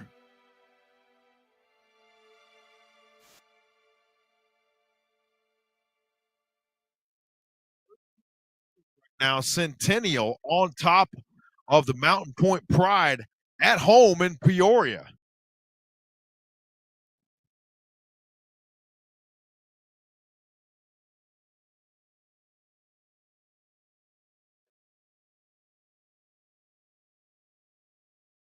So we got a plan B for you on a full screen for that. So we'll get back to that game here in just a little bit.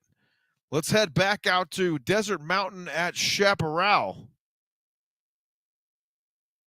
14-7 there at the home of the Wolves. Clock under 5 minutes remaining in the third quarter.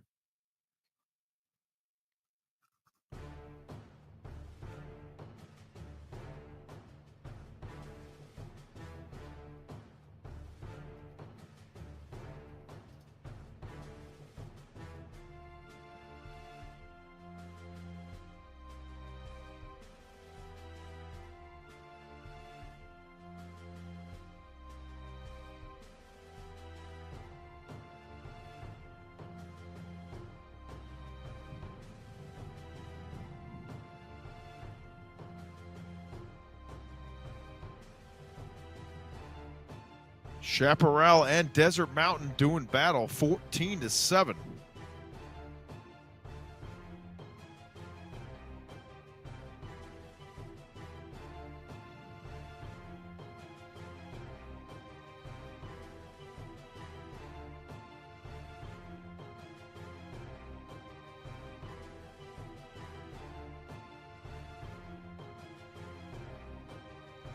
Desert Mountain Wolves on the march now, trying to tie that football game at 14 apiece. Possibly even take the lead there.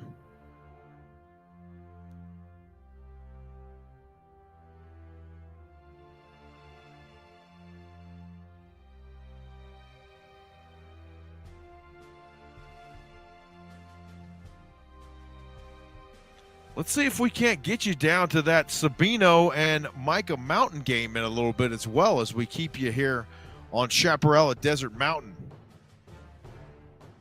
We also need to check back in over there at Basha and Saguaro. That one 21-14.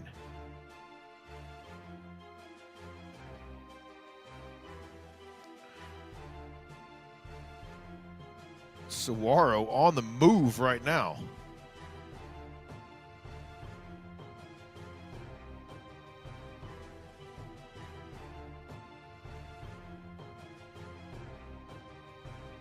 So we'll let you keep an eye on both those games right there. There you see Desert Mountain threatening.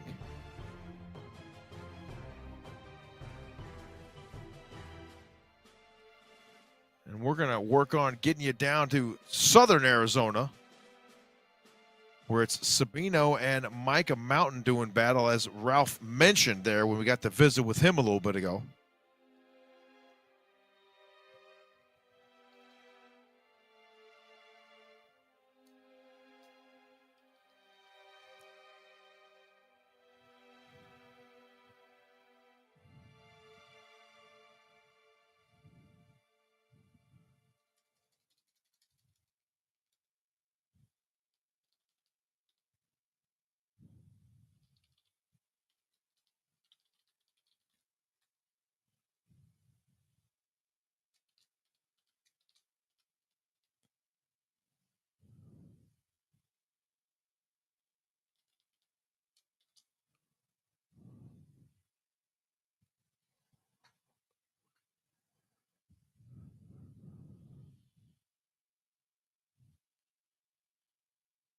Basha and Saguaro, Chaparral at Desert Mountain in your view right there. Trying to get this Micah Mountain game up for you and take a peek down there in southern Arizona, but doesn't seem to want to load.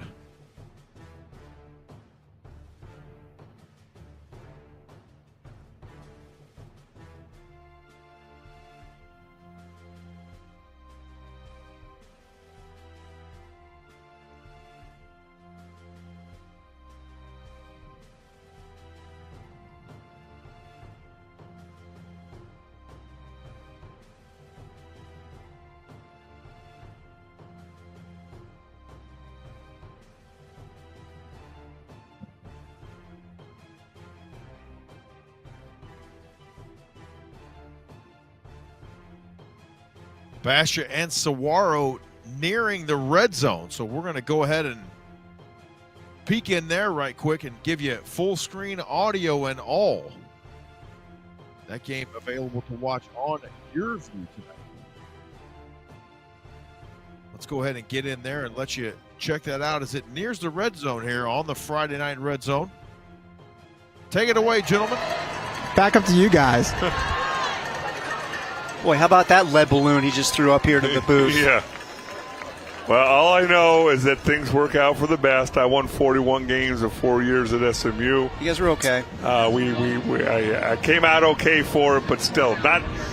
I live 5 minutes from the campus. Frank couldn't drive his car by my house and say, "Hey, Hellestray." Awesome.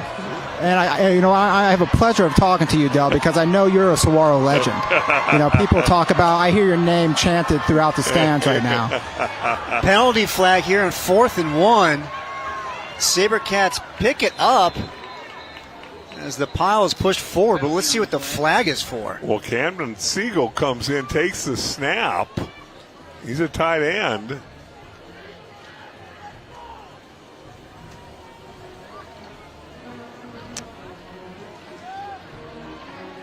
It's kind of a interesting formation and movement, and Siegel, the 6'3", 190-pounder, you got to be still.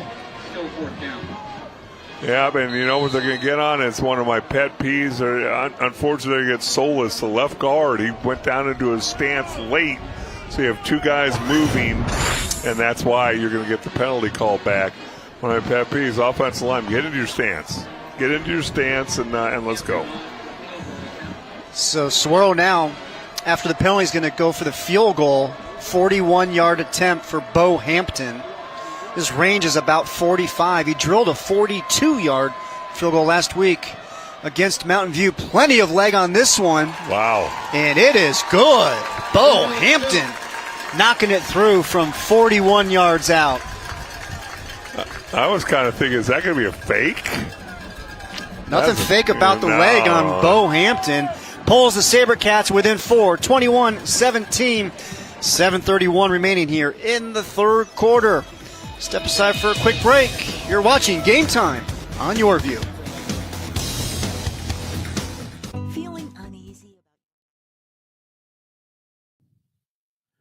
21-17, the Basha Bears leading the Saguaro Sabercats out there in North Scottsdale. As we take you back out to the East Valley, Red Mountain and Desert Ridge doing battle about a little over halfway through the third quarter. A 3rd and 10 upcoming here for Desert Ridge, it appears, deep in their own territory. A few other games in a commercial break.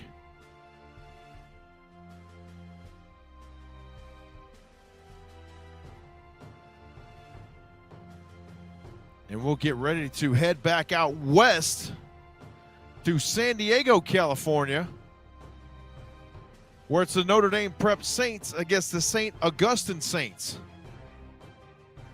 4th and 1 upcoming here for the Saints of Notre Dame Prep.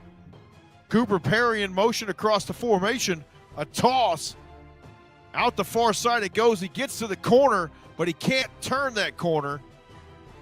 And gets blasted there just off the edge as he tries to turn the edge and turn the corner upfield.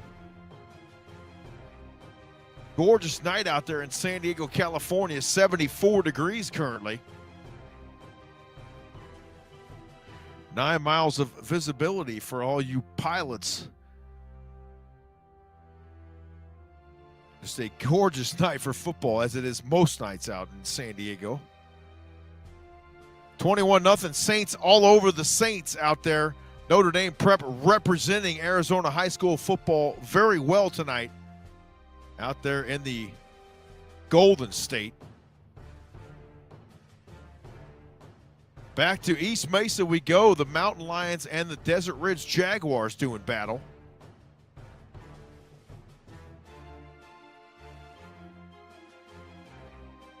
Over the middle, it falls incomplete. And just like that, the Notre Dame Prep Saints put it into the end zone one more time as they go up now 27-6 with the PAT pending. There you see the St. Augustine Band and Cheer Squad.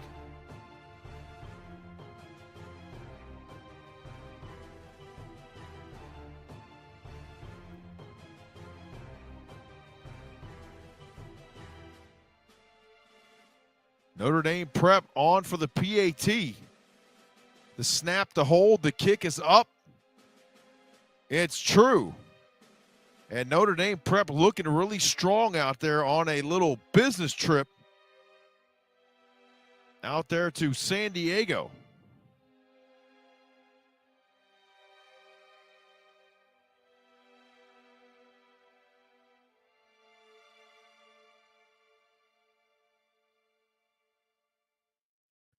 We got a good one up in North Scottsdale as it's the end of the third quarter. Fourth quarter about to commence. 14-all between the Chaparral Firebirds and the Desert Mountain Wolves.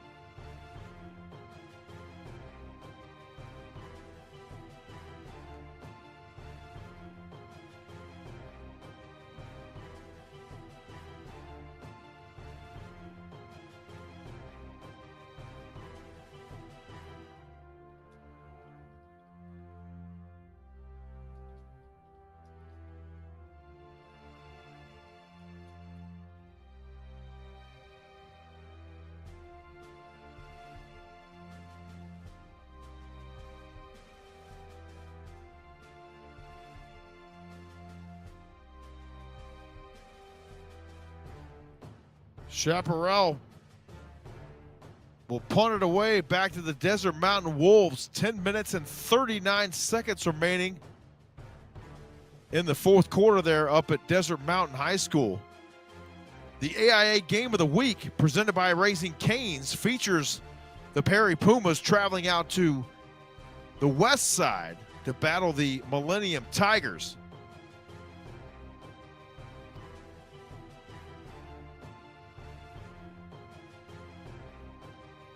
Looks like a minute 42 remaining in, can't be the first quarter, I wouldn't Quite a think. collision as he got banged up. Let's there. get you out there and tangled up with Diego KDB Aguirre. and Dan Minucci Aguirre, on the call. Who is a standout, plays both ways, and he's for the game of the week. Discomfort, Dan. We'll step Yeah, out it looks and like he let might him have call. rolled his ankle, but that ball was right on the money. And again, the little things you look at early in the season, coming out, and Diesel put that ball as like it was like probably call it a stick route, 10 to 12 yard skinny post. He gets that ball. If the ball is down, right, hits him in the hands. But you got to make those catches early in the second half or first half to kind of help set that tempo and set that intensity. And those are some of the things, as we heard Coach Ortiz at the very end of the first half, you're not happy about. Those little things like that, you got to make those catches in order to keep that momentum going. I love that fire and the intensity from Coach Ortiz. Again, you're up 24 points. You scored 24 unanswered. You seemingly made some differences. You made some adjustments, but still not enough, and it was the plays they left on the field that are so disheartening. All right, they'll go back to Diesel Taylor, and he will have a 3rd down and 9 from his own 20.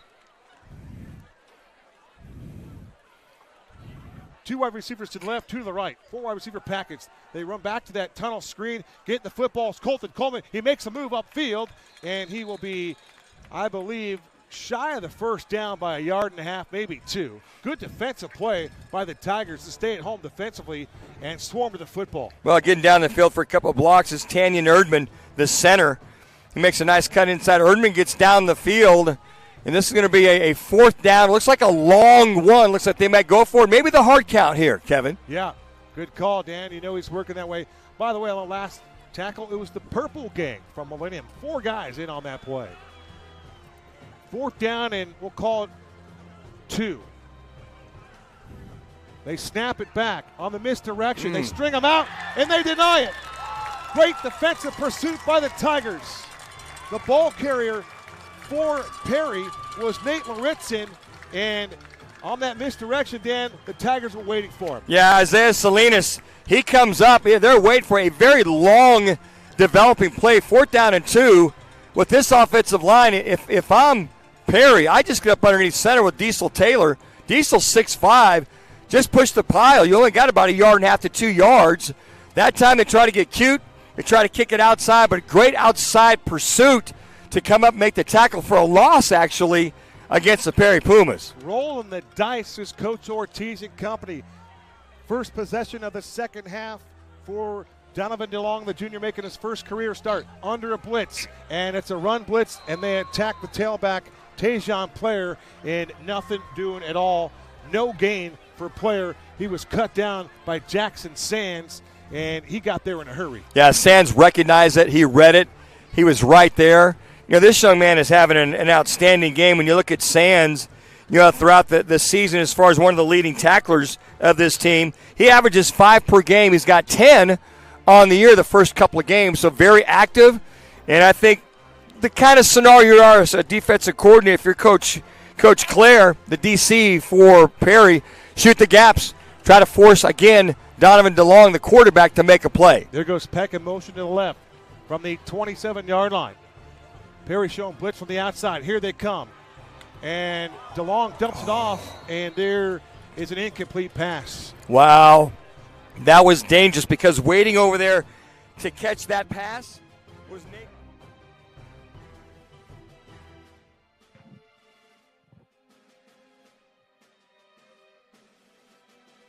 So a little double look for you there, folks. The AIA Game of the Week, the Millennium Tigers on the march right now against the Perry Pumas. They're up 14-7, and then 14 apiece between Chaparral and Desert Mountain. You saw on your screen the Superior Panthers extending their lead over the Ray Bearcats.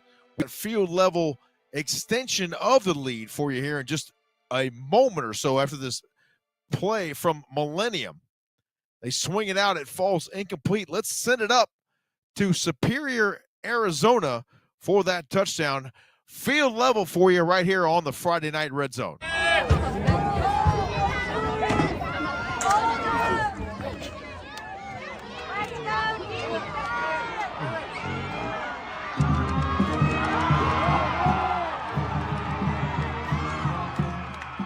How about that right there? We're going to take another look at it for you here, folks. The Superior Panthers 1-8 football for you here on the Epic Sports Network's Friday Night Red Zone. I told you we're covering all divisions. Look at that route run, breaking a tackle. And then it was just a foot race into the end zone for the score. Superior Panthers extending their lead up in the northeastern part of the state. A lot of live football for you here on the Friday Night Red Zone. It looks like the Desert Mountain Wolves have taken the lead over the Chaparral Firebirds. 21-14. Let's get our way back out to that football game.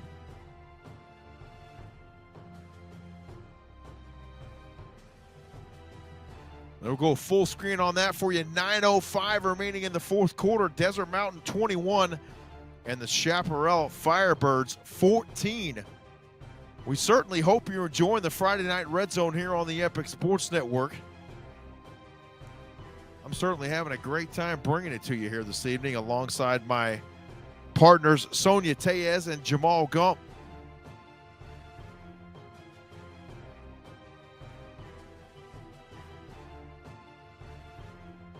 Desert Mountain and Shaptown. Back out to the east side we go. Red Mountain and Desert Ridge.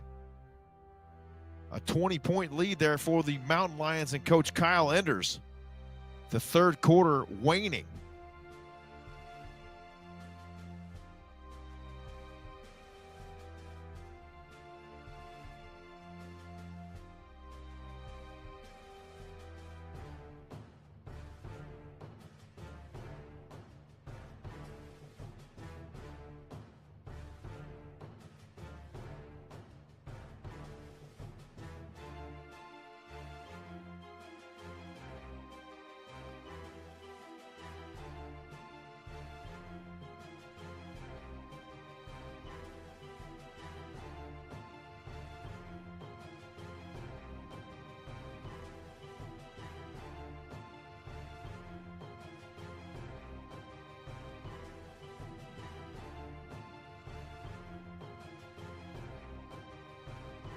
A whole lot of live football. That's what we specialize in here on the Epic Sports Network's Friday Night Red Zone. Thank you for joining us here this evening. We got about another 45 to 50 minutes to go here as we take you all the way up until 10 o'clock, and then we'll give you plenty of time to stretch your legs, refresh your refreshments, if you will, and get ready for what we all get ready for on Friday nights, and that is Friday Night Fever with Cam Cox and Lena Washington, along with Luke Liddon on the 12 News broadcast of Friday Night Fever, I believe going into its 44th or something like that season. Unbelievable stuff there.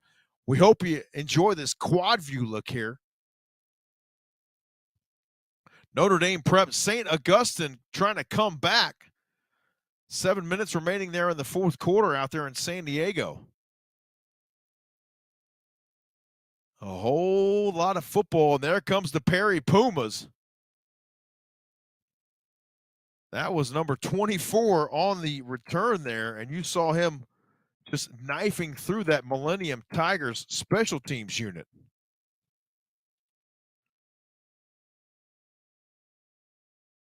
Unbelievable stuff right there.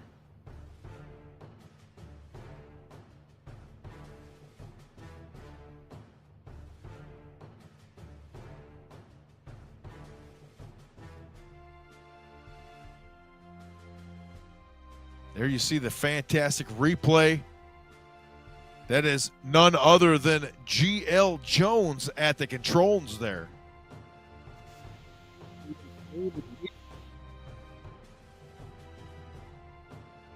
presented by Raising Cane's. That one coming to you live on the NFHS Network. 21-14, Desert Mountain and Chaparral. We keep you updated on that game as well as we go throughout here.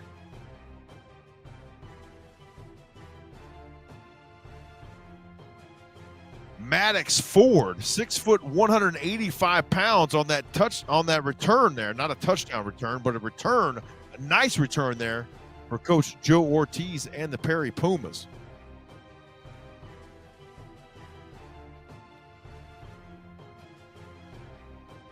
Looks like the Notre Dame Prep Saints are getting near the red zone there. And now Desert Ridge is indeed in the red zone. So let's see if we can hurry up and get you full screen out there to Desert Ridge High School. As the Jaguars are indeed in the red zone. 3rd down and 10 here. Split backs now for Desert Ridge.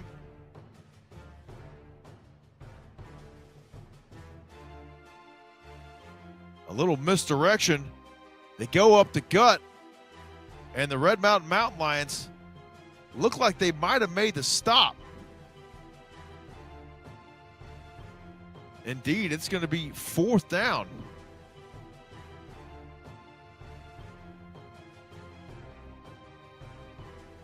Back to that quad view. Look there. Whole lot of football for you here on the Friday night red zone. And they are simply frozen up there out at Desert Ridge High School for a moment.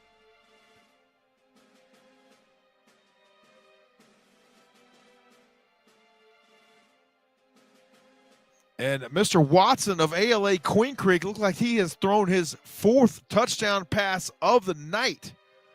So that is the signal that we've got a highlight incoming for you here on the Friday night red zone.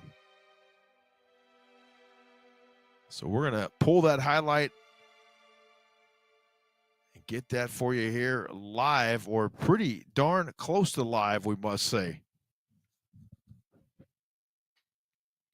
We had Mr. Brett Quintine checking in with us a little bit earlier out there from the Battle of the ALAs.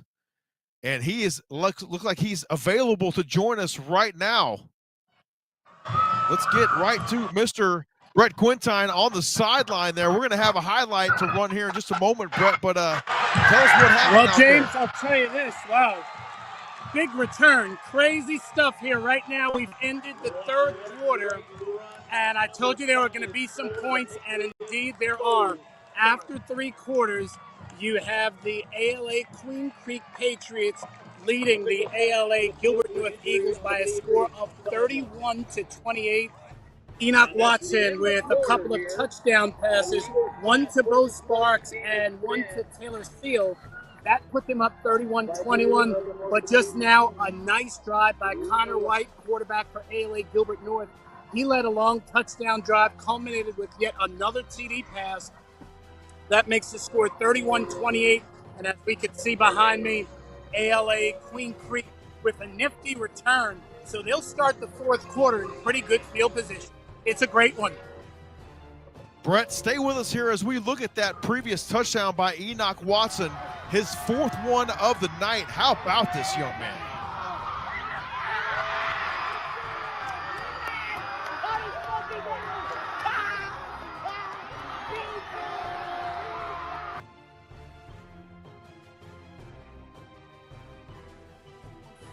So, yeah, this offense is going pretty good. Both offenses going pretty good. 4th quarter is going to be a dandy. I wouldn't be surprised and actually would love to see overtime. We'll see. It could be exciting. You never know. We look forward to checking in with you here in just a little bit. Mr. Brett Quintine joining us from the Battle of the ALAs out there. It's ALA Queen Creek and ALA Gilbert North. Brett Quintine joining us. We'll check back in with him in just a little while and getting an update there from the battle between the Patriots and the Eagles of ALA Gilbert North. Let's get you back out to the west side. Perry and Millennium, 5:24 remaining in the third quarter. Take it away, KDB and Dan Bernucci on the call. Must have been another penalty on offsetting on Perry as well as Millennium. So I haven't gotten real good clarification on some of the calls by the officials tonight. It's a little smoky, no doubt about it. From the 47-yard line out of the pistol formation, this is Player with the carry. And Player gets a yard, maybe two, and he's shoved back. Not much there at all for the Pumas. Chris Kalu and friends all over that play. 6'4" senior defensive end. Yeah, Kalu off to the right side. He gets off, and he comes in there along with Gage Hatch, Kalu. Maddox Ford. Now, I got to tell you what, I'm sure Coach Ortiz is hollering a lot of encouragement on this team right now. I'm pointing to my broadcast partner across the field. That was a first down because now they have it second down. And it did read third down as we both called it out. Oh, my. We need to get some we're going to need to get some 101 classes going over here in reference to all the above. DeLong, shotgun snap, rolls out to the near side, and he gets polished. Pretty good hit by that man we just talked about, Maddox Ford. This dude has been all over the field. Hey, Donovan, welcome to 6A football, big fella. No doubt about it. You know, you got to understand, where I think he came from I wonder if it's a 2A or a 3A school. Yeah, he's a good quarterback. He's got speed. He's getting bigger. But you got to remember, they're a little bit faster, a little bit quicker, and they hit those shots like that. You'll still feel a little bit on Thursday. Hey, this is a baptismal by fire here for Mr. DeLong, no doubt about it. Third down and 10. Pumas look like they're going to come in after the quarterback, and now we're going to get a timeout taken by Coach Lamar early. And the Tigers, they want to talk things over. This is a huge play. You talk about marking the tape, Dan. This is a big play upcoming here. Yeah, it really is. We marked the tape. You hold the Perry Pumas twice, and now you got the opportunity to go down and get the first down. I think the play call here, as far as your selection is concerned, if your offensive coordinator John Castellanos, is let's get half of it back. And if you're going to go for it in two-down territory, all right, let's get a manageable 4th down and 2, 4th down and 3. And then for that point, we know we got a field goal kicker that's got a pretty good range of at least 45 yards. So, again, I'll just be very curious. But the flow of this third quarter is really kind of stagnant, kind of sloppy on both sides of the football. A little sluggish, no doubt about it. The AIA is proud to use Wilson footballs. For athletes to perform their best, they require the best. For over 100 years, that's what Wilson has delivered. Wilson is used on more high school football fields than any other brand. Learn more at wilson.com. All right, back to work. It's third down and 10 from the Puma 47-yard line. 2 wide receivers to the left, 2 to the right for Mr. DeLong. Donovan DeLong making his first start in his career here tonight in this football game. Low snap from the pocket. Fires outside. The ball is incomplete. He had a wide receiver there. That was Kenneth Quashie Anderson. And Dan, tell us what happened, because I'm not sure how that broke down. Well, it looked like it was an easy play. You had man coverage on the outside. You brought it. They brought the stunt that time. So you had a corner on the outside, and the outside receiver that time is Jason Weston. He's running an out route, but DeLong's got to hurry it. Weston kind of runs like a post corner versus an out route. But fortunately, that ball is high and wide left. Otherwise, that gets picked off because Lorenzen's in coverage right there. He might have taken that to the house. And Weston puts that right leg in it and booms one. It started inside the 20 and took a carom backwards. It'll be touchdown around the 23-yard line. Touching it down for the Tigers was Shane Irish, and that's where the Pumas will take the football back with a 24-17. The Perry Pumas under Coach Ortiz leading the Millennium Tigers currently.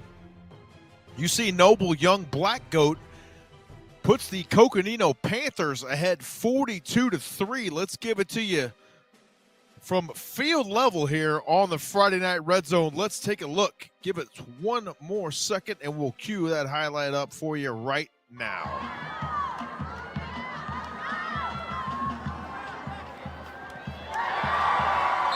Oh, what a fantastic catch right there.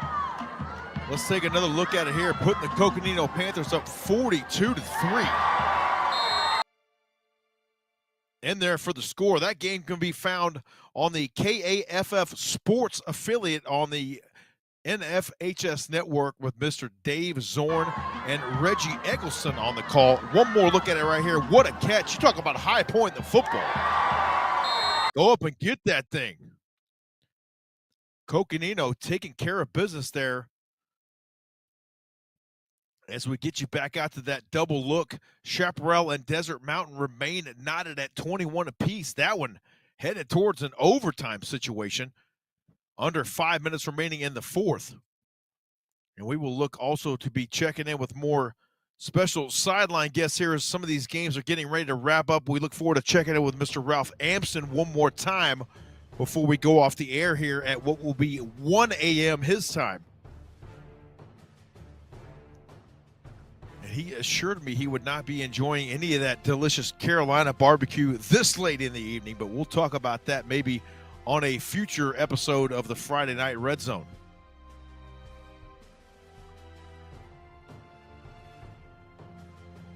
Perry on the march once again now and asserting their will.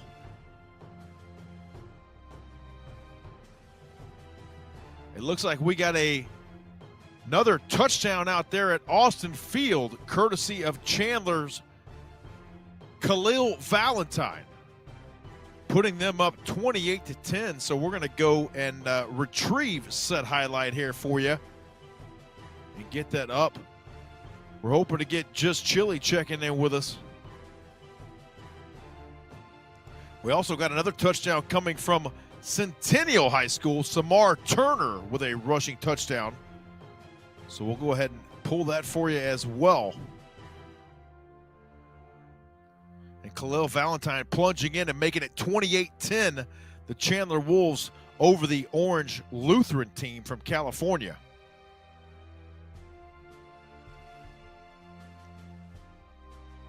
So first up, it'll be Khalil Valentine here in just a moment as we keep you eyes locked on that Perry at Millennium game as well as Chaparral at Desert Mountain, which is going down to the wire.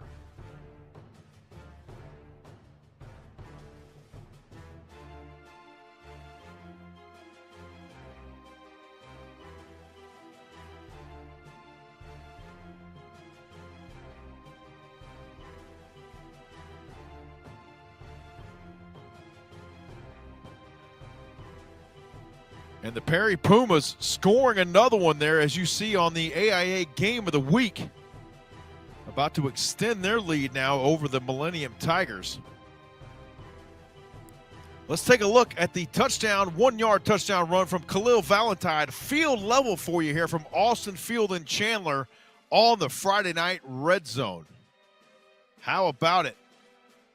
Let's get you out to Chandler.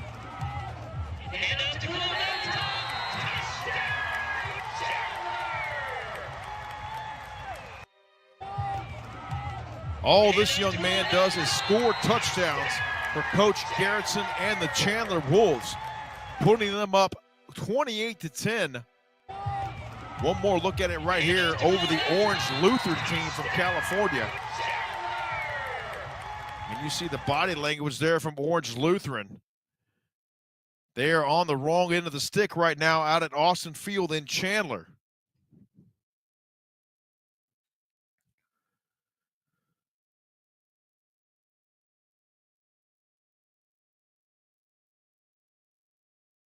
Absolutely fantastic stuff there.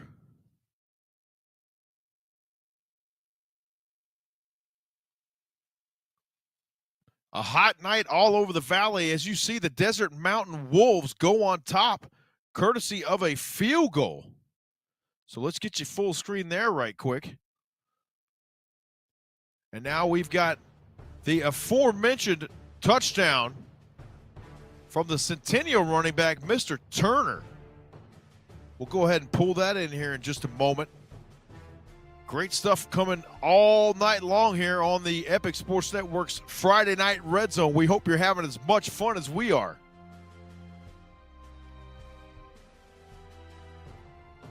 As we mentioned, Desert Mountain on top of Chaparral, 24-21 right now with just over 3 minutes remaining in the fourth quarter. So a nail biter out there in North Scottsdale for sure. And now we'll have Centennial running back plunging it in and extending the Centennial lead. We got it for you at field level here on the Friday Night Red Zone right after the Centennial, or correction, the Chaparral kick return, which was covered very nicely there by Coach Conrad's Desert Mountain Wolves. Let's get you field level now out to Peoria and Centennial with a touchdown run from Mr. Turner. Live field level on the Friday Night Red Zone.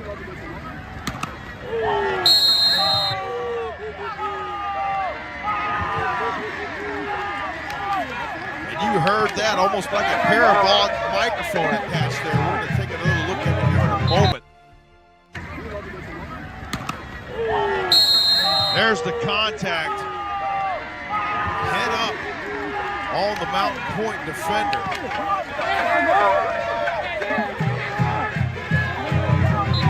And let's take one more look at it. This could qualify as one of those angry runs that you hear about from Mr. Kyle Brandt in the NFL Network. Centennial extending their lead now. I'm sorry, but that one's worth one more look and a listen. Centennial now extending their home lead out there over Mountain Point, as you see the Dean right there in the end zone. Back out to North Scottsdale and Desert Mountain at Chaparral at Desert Mountain. Been a long night of talking football, folks, here, but it has been so much fun. I am so glad you joined us here on the Epic Sports Network. Also coming to you live tonight on the Neighborhood Sports Network, as well as AZTV7.com.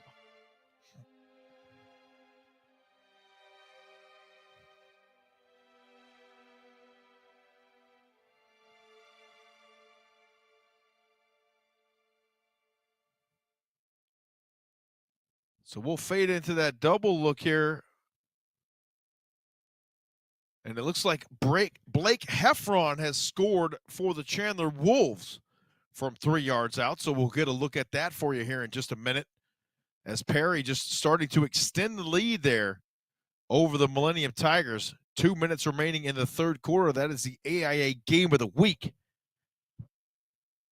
presented by the Professionals. 24-21, the Desert Mountain Wolves continue to lead by 3 over the Chaparral Firebirds. There's a great looking replay there from that Millennium Perry game.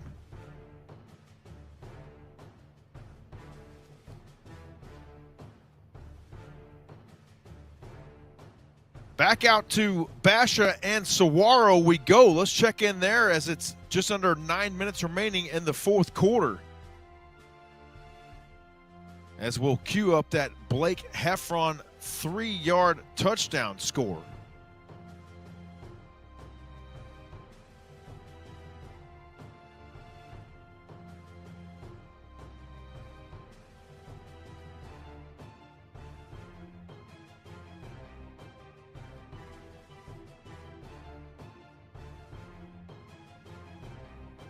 Lots of field level action for you here tonight on the Friday Night Red Zone. We are so pleased to bring it to you thanks to our fantastic Arizona high school football media representatives, taking some fantastic field level shots for you all night long.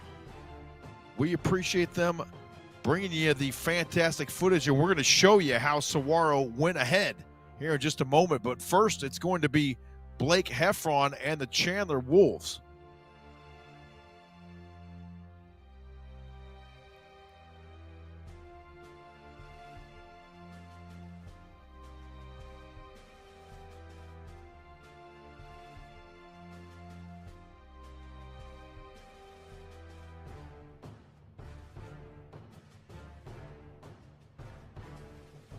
So let's go out to Austin Field in Chandler and check in with a 3-yard touchdown run courtesy of Blake Heffron.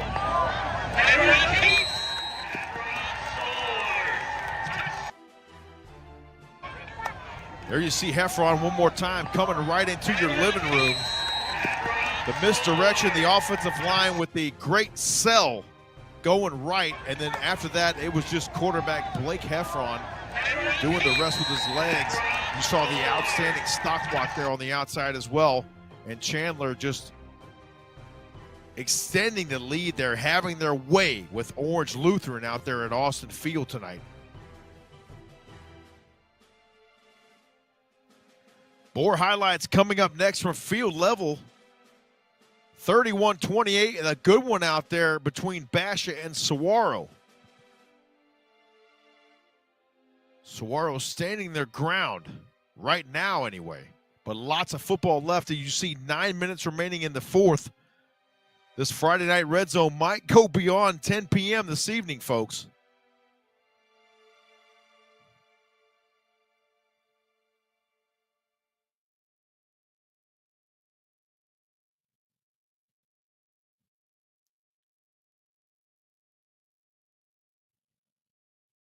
So we're going to go ahead and let Chris Harris and Dale Hellestrade take over out there at Saguaro High School. Take it away, gentlemen. There's no place for Williams to go to his right.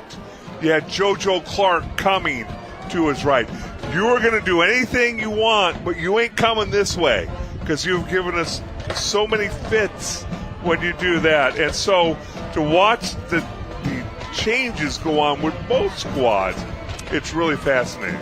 And that's why these are two of the top teams in the state year in, year out. Handoff up the middle. It's the freshman, Noah Roberts. Not much room there, so that's going to bring up third down here for Basha. It doesn't matter. I mean, what, third down and 3, third down and 6, third down and 9. I mean, if you're a Saguaro fan, you're sitting here going, this guy can score from here. Good look at Garrett Martin. Offers from Oregon, TCU, amongst others. 3rd and 4. The ball spotted at Basha's own 27-yard line. Williams drops it off. Roberts the catch. First down, Bears. Calm, cool, collected. Williams finds his freshman running back. Yeah, freshman running back. We've talked about Noah Roberts. To have ASU and NAU offers already.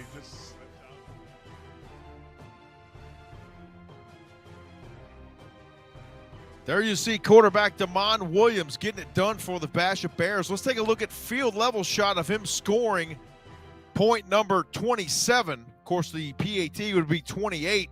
How he put the Basha Bears up for at least a little bit, 28-24 over Saguaro. Here it is, field level for you on the Friday Night Red Zone.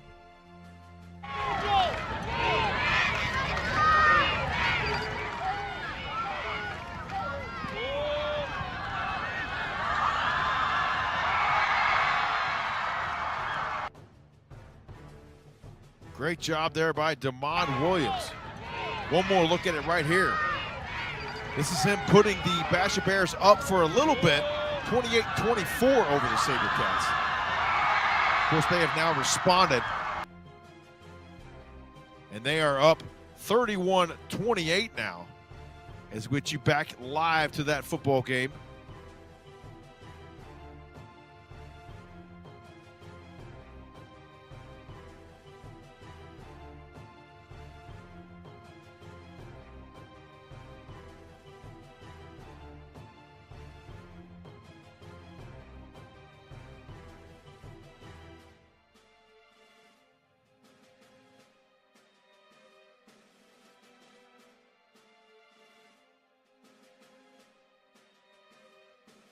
A little multi-view there of Perry and Millennium. That one going to the fourth quarter there, and Chaparral Desert Mountain. The Wolves maintaining a 3-point lead with under 2 minutes remaining in the fourth quarter. Back out to Basha and Saguaro we go. Leading 31-28, right side again, catch is made. Going to get marked out at the SaberCat 45-yard line. And that was Dashiell Blake making the grab there. Ball comes out quick. able to catch the ball. In my mind, you're very happy if you gain 5 yards. Well, they gained more than that. They gained 8 yards. Now it's 2nd and 2. You got the whole playbook open. You can take a shot if you want to, if you're Basher right now, or you can just continue to try and control the football and not give the ball back to Saguaro with 5 minutes left in the fourth quarter. Trips to the left. Williams has completed passes to 8 different receivers. Looking downfield. Looks like the ball got stripped out before Williams got out of bounds. Williams is going to be short of the line to gain. So it's going to bring up 3rd down and 1. Yeah, you just see, again, just tremendous effort by that Saguaro defense. The ball does come out.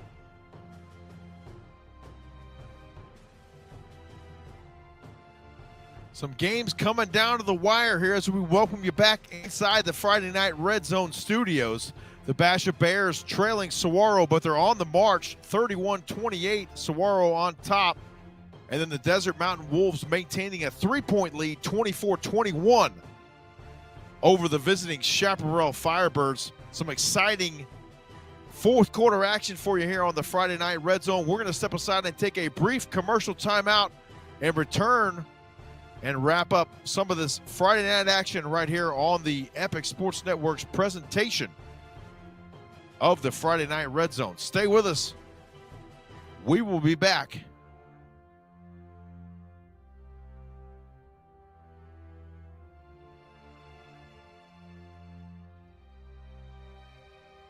Want to see Big Bang from the start? Oh, hi. Hi. Hi. Watch The Big Bang Theory and play the Valpak See It From the Beginning 10K sweepstakes. You could win the $10,000 grand prize. Yes, thank you. Or $500 daily cash prizes and $100 instant wins inside Valpak. Oh, goody. Watch Big Bang weeknights for the word of the day. Bazinga. Text it to 55225 or go to BigBangSweepstakes.com. See Big Bang from the start and you could win. Big Bang Theory, weeknights at 6 on Channel 7. We welcome you back here inside the Friday Night Red Zone studios. Looks like we got some more action happening out there at the battle between the ALAs. So let's get you full screen on that Desert Mountain and Chaparral game, as that one is in the waning moments of quarter number 4, as we get you that highlight out there from the East Valley.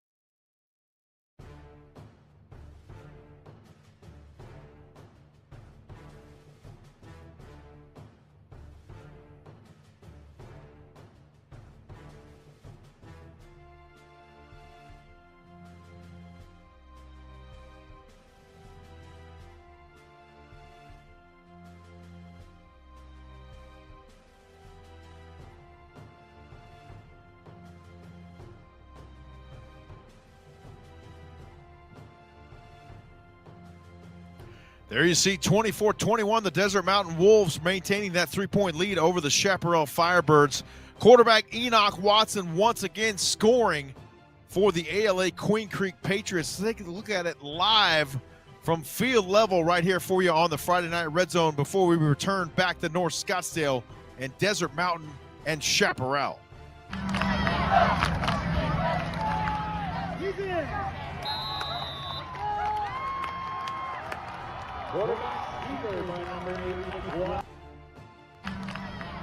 Enoch Watson, quarterback for the ALA Queen Creek Patriots, making it look easy there in the battle of ALAs. No doubt we'll be checking in once again here with Mr. Brett Quintine in just a little bit as he is positioned at that game this evening.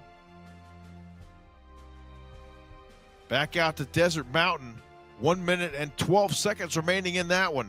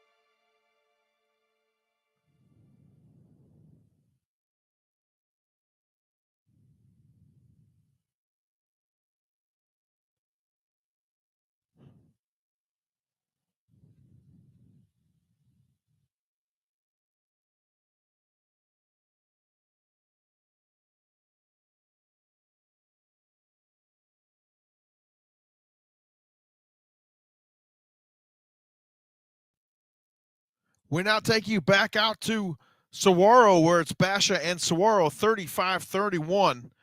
Let's let Chris Harris and Dale Hellestrate take over on the call. 4 minutes and 17 seconds remaining in the fourth. TDs total.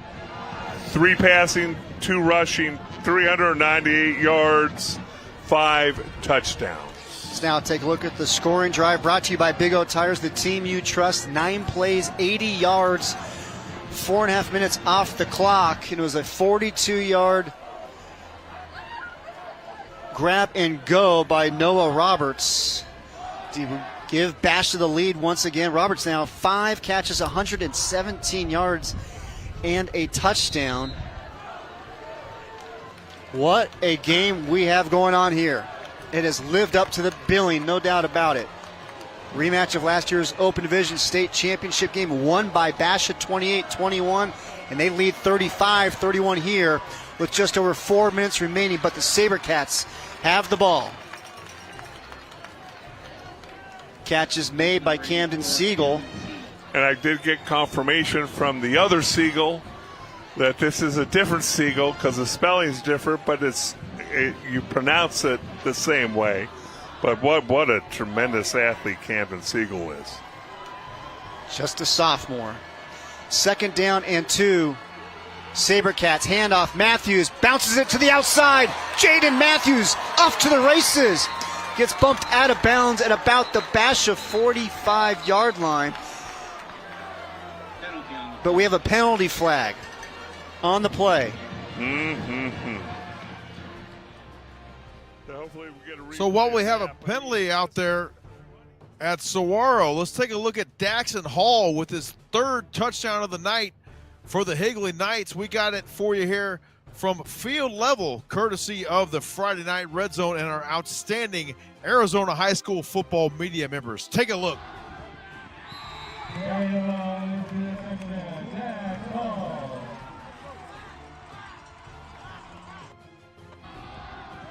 One more time for Higley's Daxon Hall, brother of Drayson Hall, who's getting it done up in Flagstaff for the NAU Lumberjacks. And his brother, Daxon Hall, getting it done on the ground there for Coach Zuby and the Higley Knights. Back to the double look for you. Desert Mountain and Chaparral and Basha and Saguaro, the best 2 games remaining here in the evening.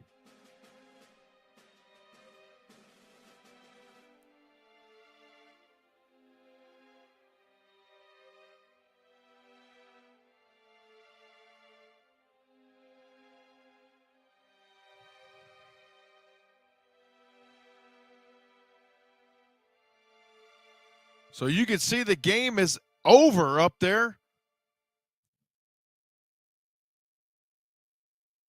Desert Mountain getting the win 24-21 over Shaptown. What a battle. Full screen now, Basha Saguaro. Down as Bray continues to go to the right side. Picks up the first down as he gets hit hard going out of bounds. Wow. Don't see a flag there. We're going to get a hold on Saguaro. But we did have a flag, in the Saguaro backfield. I'm not exactly sure how you have three officials over there and there is no flag on that hit. My goodness.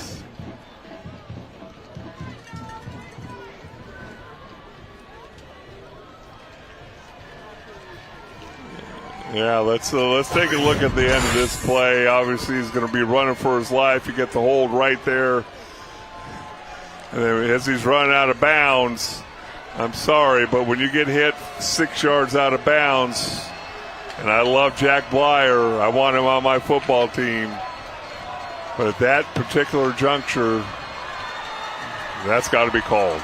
You might recognize that Blyer last name. He is related to former Steeler great Rocky Blyer. It's his grandfather's cousin. One of the greatest human beings ever. I've gotten to know him over the years, and even though he's a Steeler, still love him to death. Left side. Carried by James. In case you missed the Basha score from Damon Williams to Mr. Roberts, let's take a look at it for you from field level here on the Friday Night Red Zone on the Epic Sports Network.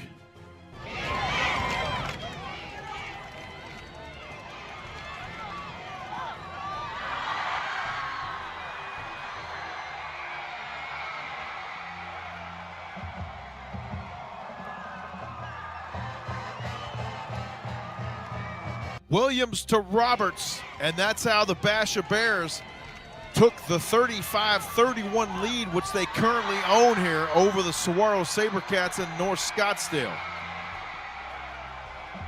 Actually, we'll call that South Scottsdale for Saguaro High School.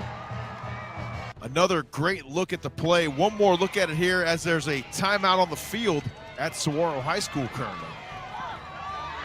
Devon Williams with a laser beam across the middle there, and the U of A commit getting it done and dropping the dime for the Basha Bears lead. Great stuff there from Damon Williams.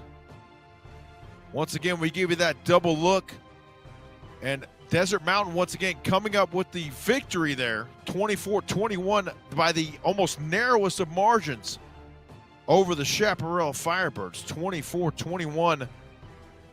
That game wrapped up there. Congratulations to Coach Conrad Hamilton. A big-time win there for the Desert Mountain Wolves. So now we'll take you back out to Saguaro.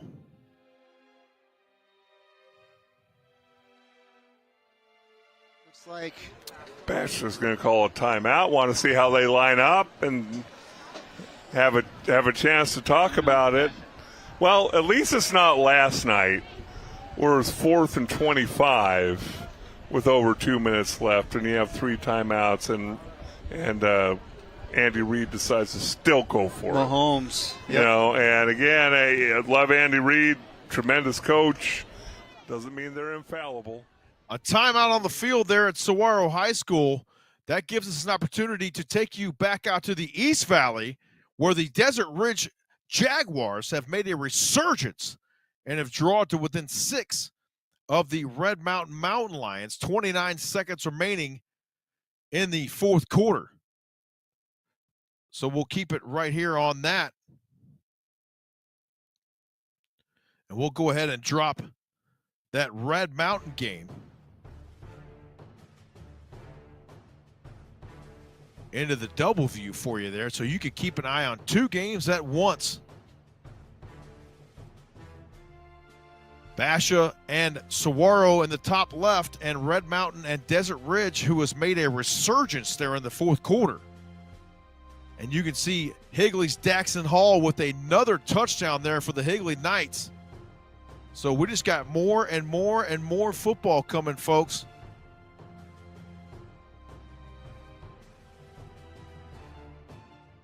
Daxon Hall puts the Higley Knights on top, 29-24 right now. So a tight one out there at the home of the Knights. We're going to take a look at that touchdown here from Daxon Hall momentarily.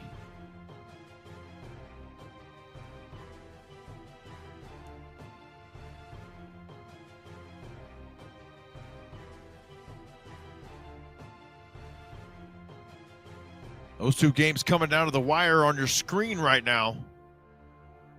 A little crosser there, and Desert Ridge looks to have it very down near the goal line. Let's take a look out at Higley's Daxon Hall, putting another one on the tote board there for Coach Zuby and the Knights. Here it is from field level for you on the Friday Night Red Zone.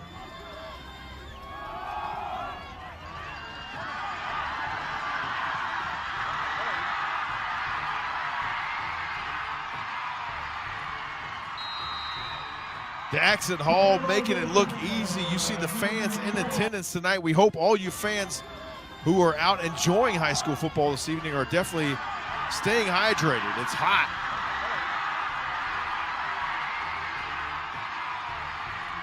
And Daxon Hall just getting it done there for the Higley Knights, making it look easy out there in the East Valley. Back to it now, Saguaro and Basha, and Red Mountain and Desert Ridge. So we're going to ping pong between these two games right here.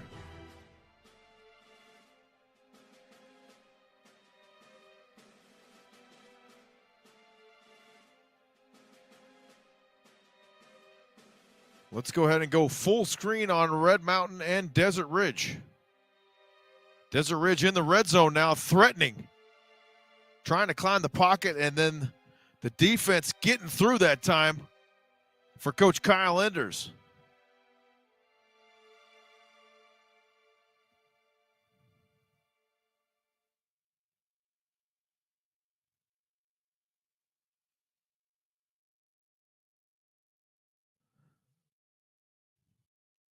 Desert Ridge, 14 seconds remaining. The ball rests at what appears to be the 11-yard line.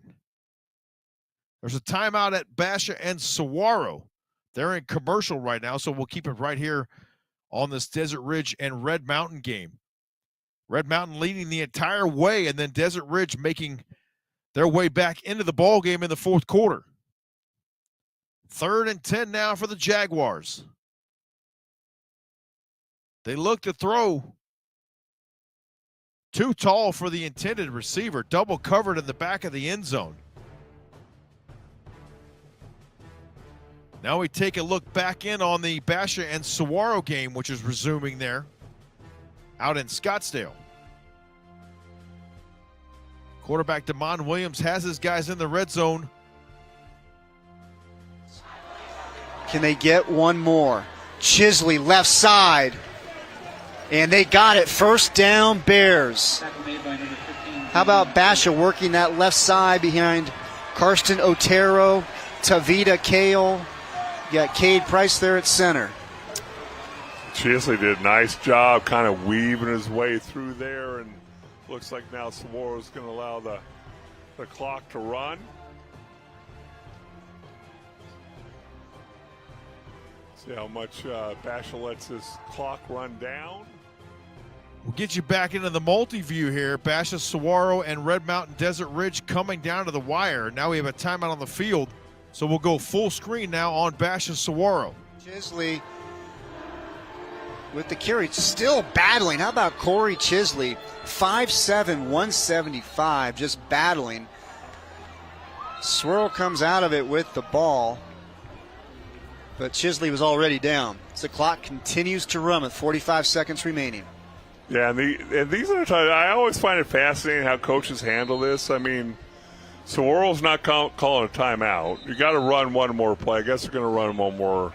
They're going to call a timeout now. Not exactly sure why, but you could take a knee and get on out of here. You get right on that last play. I saw Garrett Martin get up. He's got dinged up a little bit. I, as a coach, don't want anybody to get hurt in these last 28, 30 seconds left in the game. Still a long season ahead for both teams. For Chris McDonald and the Bears, next week they are at Mountain View. And then for Saguaro, next week they will be at Shadow Ridge. Take a good look at head coach for the SaberCats in his first year, Zach Hill. You know, Saguaro coming into this game ranked number 46 in the country by Max Preps. Basha, number 55 in the country. And I always get fascinated by those, by the way. It's hard to tell. Thank you. Makes for good conversation, Oh, though. it does. It does. And obviously your reputation precedes you. And I'm not saying Bash or Saguaro don't deserve to be ranked that high, but how on God's green earth can you Desert Ridge getting finished off there, as you see, by the Red Mountain Mountain Lions.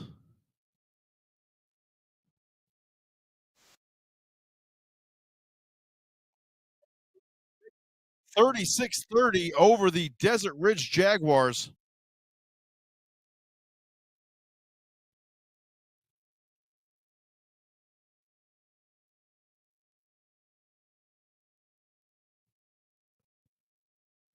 So now we're going to get you back out to Saguaro and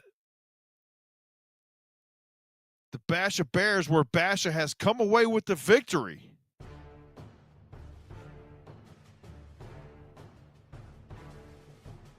(35-31) as you see the last second tick off the clock there.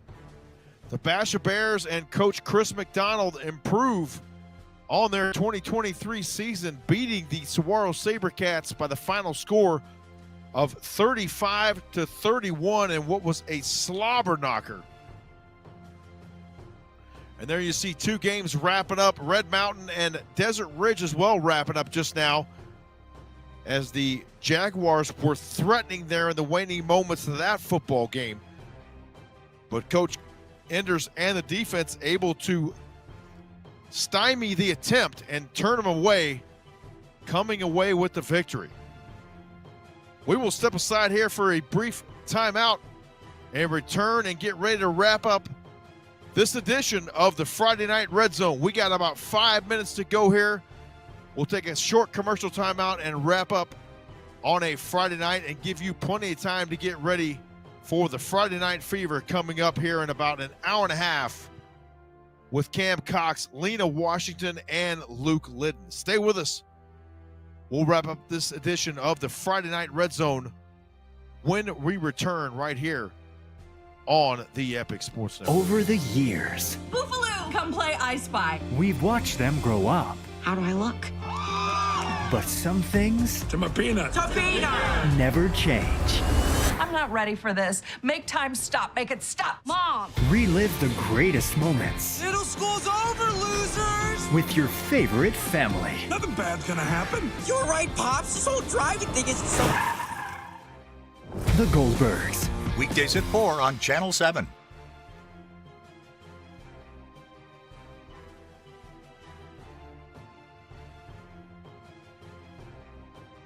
We welcome you back here on the Epic Sports Network. And we so appreciate you tuning in tonight on the Friday Night Red Zone. We had some absolutely amazing football this evening.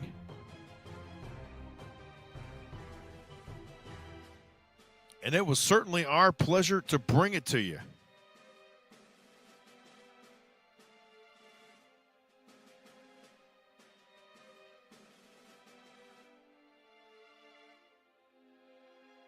We welcome you back inside the Friday Night Red Zone studios as we recap what was a fantastic night of Arizona high school football. I appreciate you tuning in so much. I had a wonderful time bringing it to you. There was so much action to cover. We hope we did a just job of getting around the state as much as we possibly could. A special shout out to our crew on duty tonight. Jamal and Sonia doing a great job at home tonight, helping me out and helping me pull this thing off in what was a hopefully successful week here in week number 2 for the Friday Night Red Zone. Some outstanding matchups. And once again, don't forget to tune in tonight to the Friday Night Fever Show in its 43rd, I want to say, season on 12 News, hosted by Cam Cox, Lena Washington, and Luke Liddon. For all of my team, I'm James Poovey saying so long, have a great night, and we so appreciate you tuning in here on the Friday Night Red Zone. It was so much fun to bring it to you, and I hope you tell your friends about it, and make sure and join me next Friday night for 3 hours of commercial-free football right here on the Epic Sports Network. Thanks for tuning in. Have a great rest of your weekend and enjoy what should be another wonderful weekend of football with the NFL kicking off this Sunday. Have a great weekend, everybody, and I will talk to you again next week. Make sure and subscribe to the Epic Sports Network for all we have to offer for Arizona high school football. Have a great night, everybody, and we'll talk to you next week.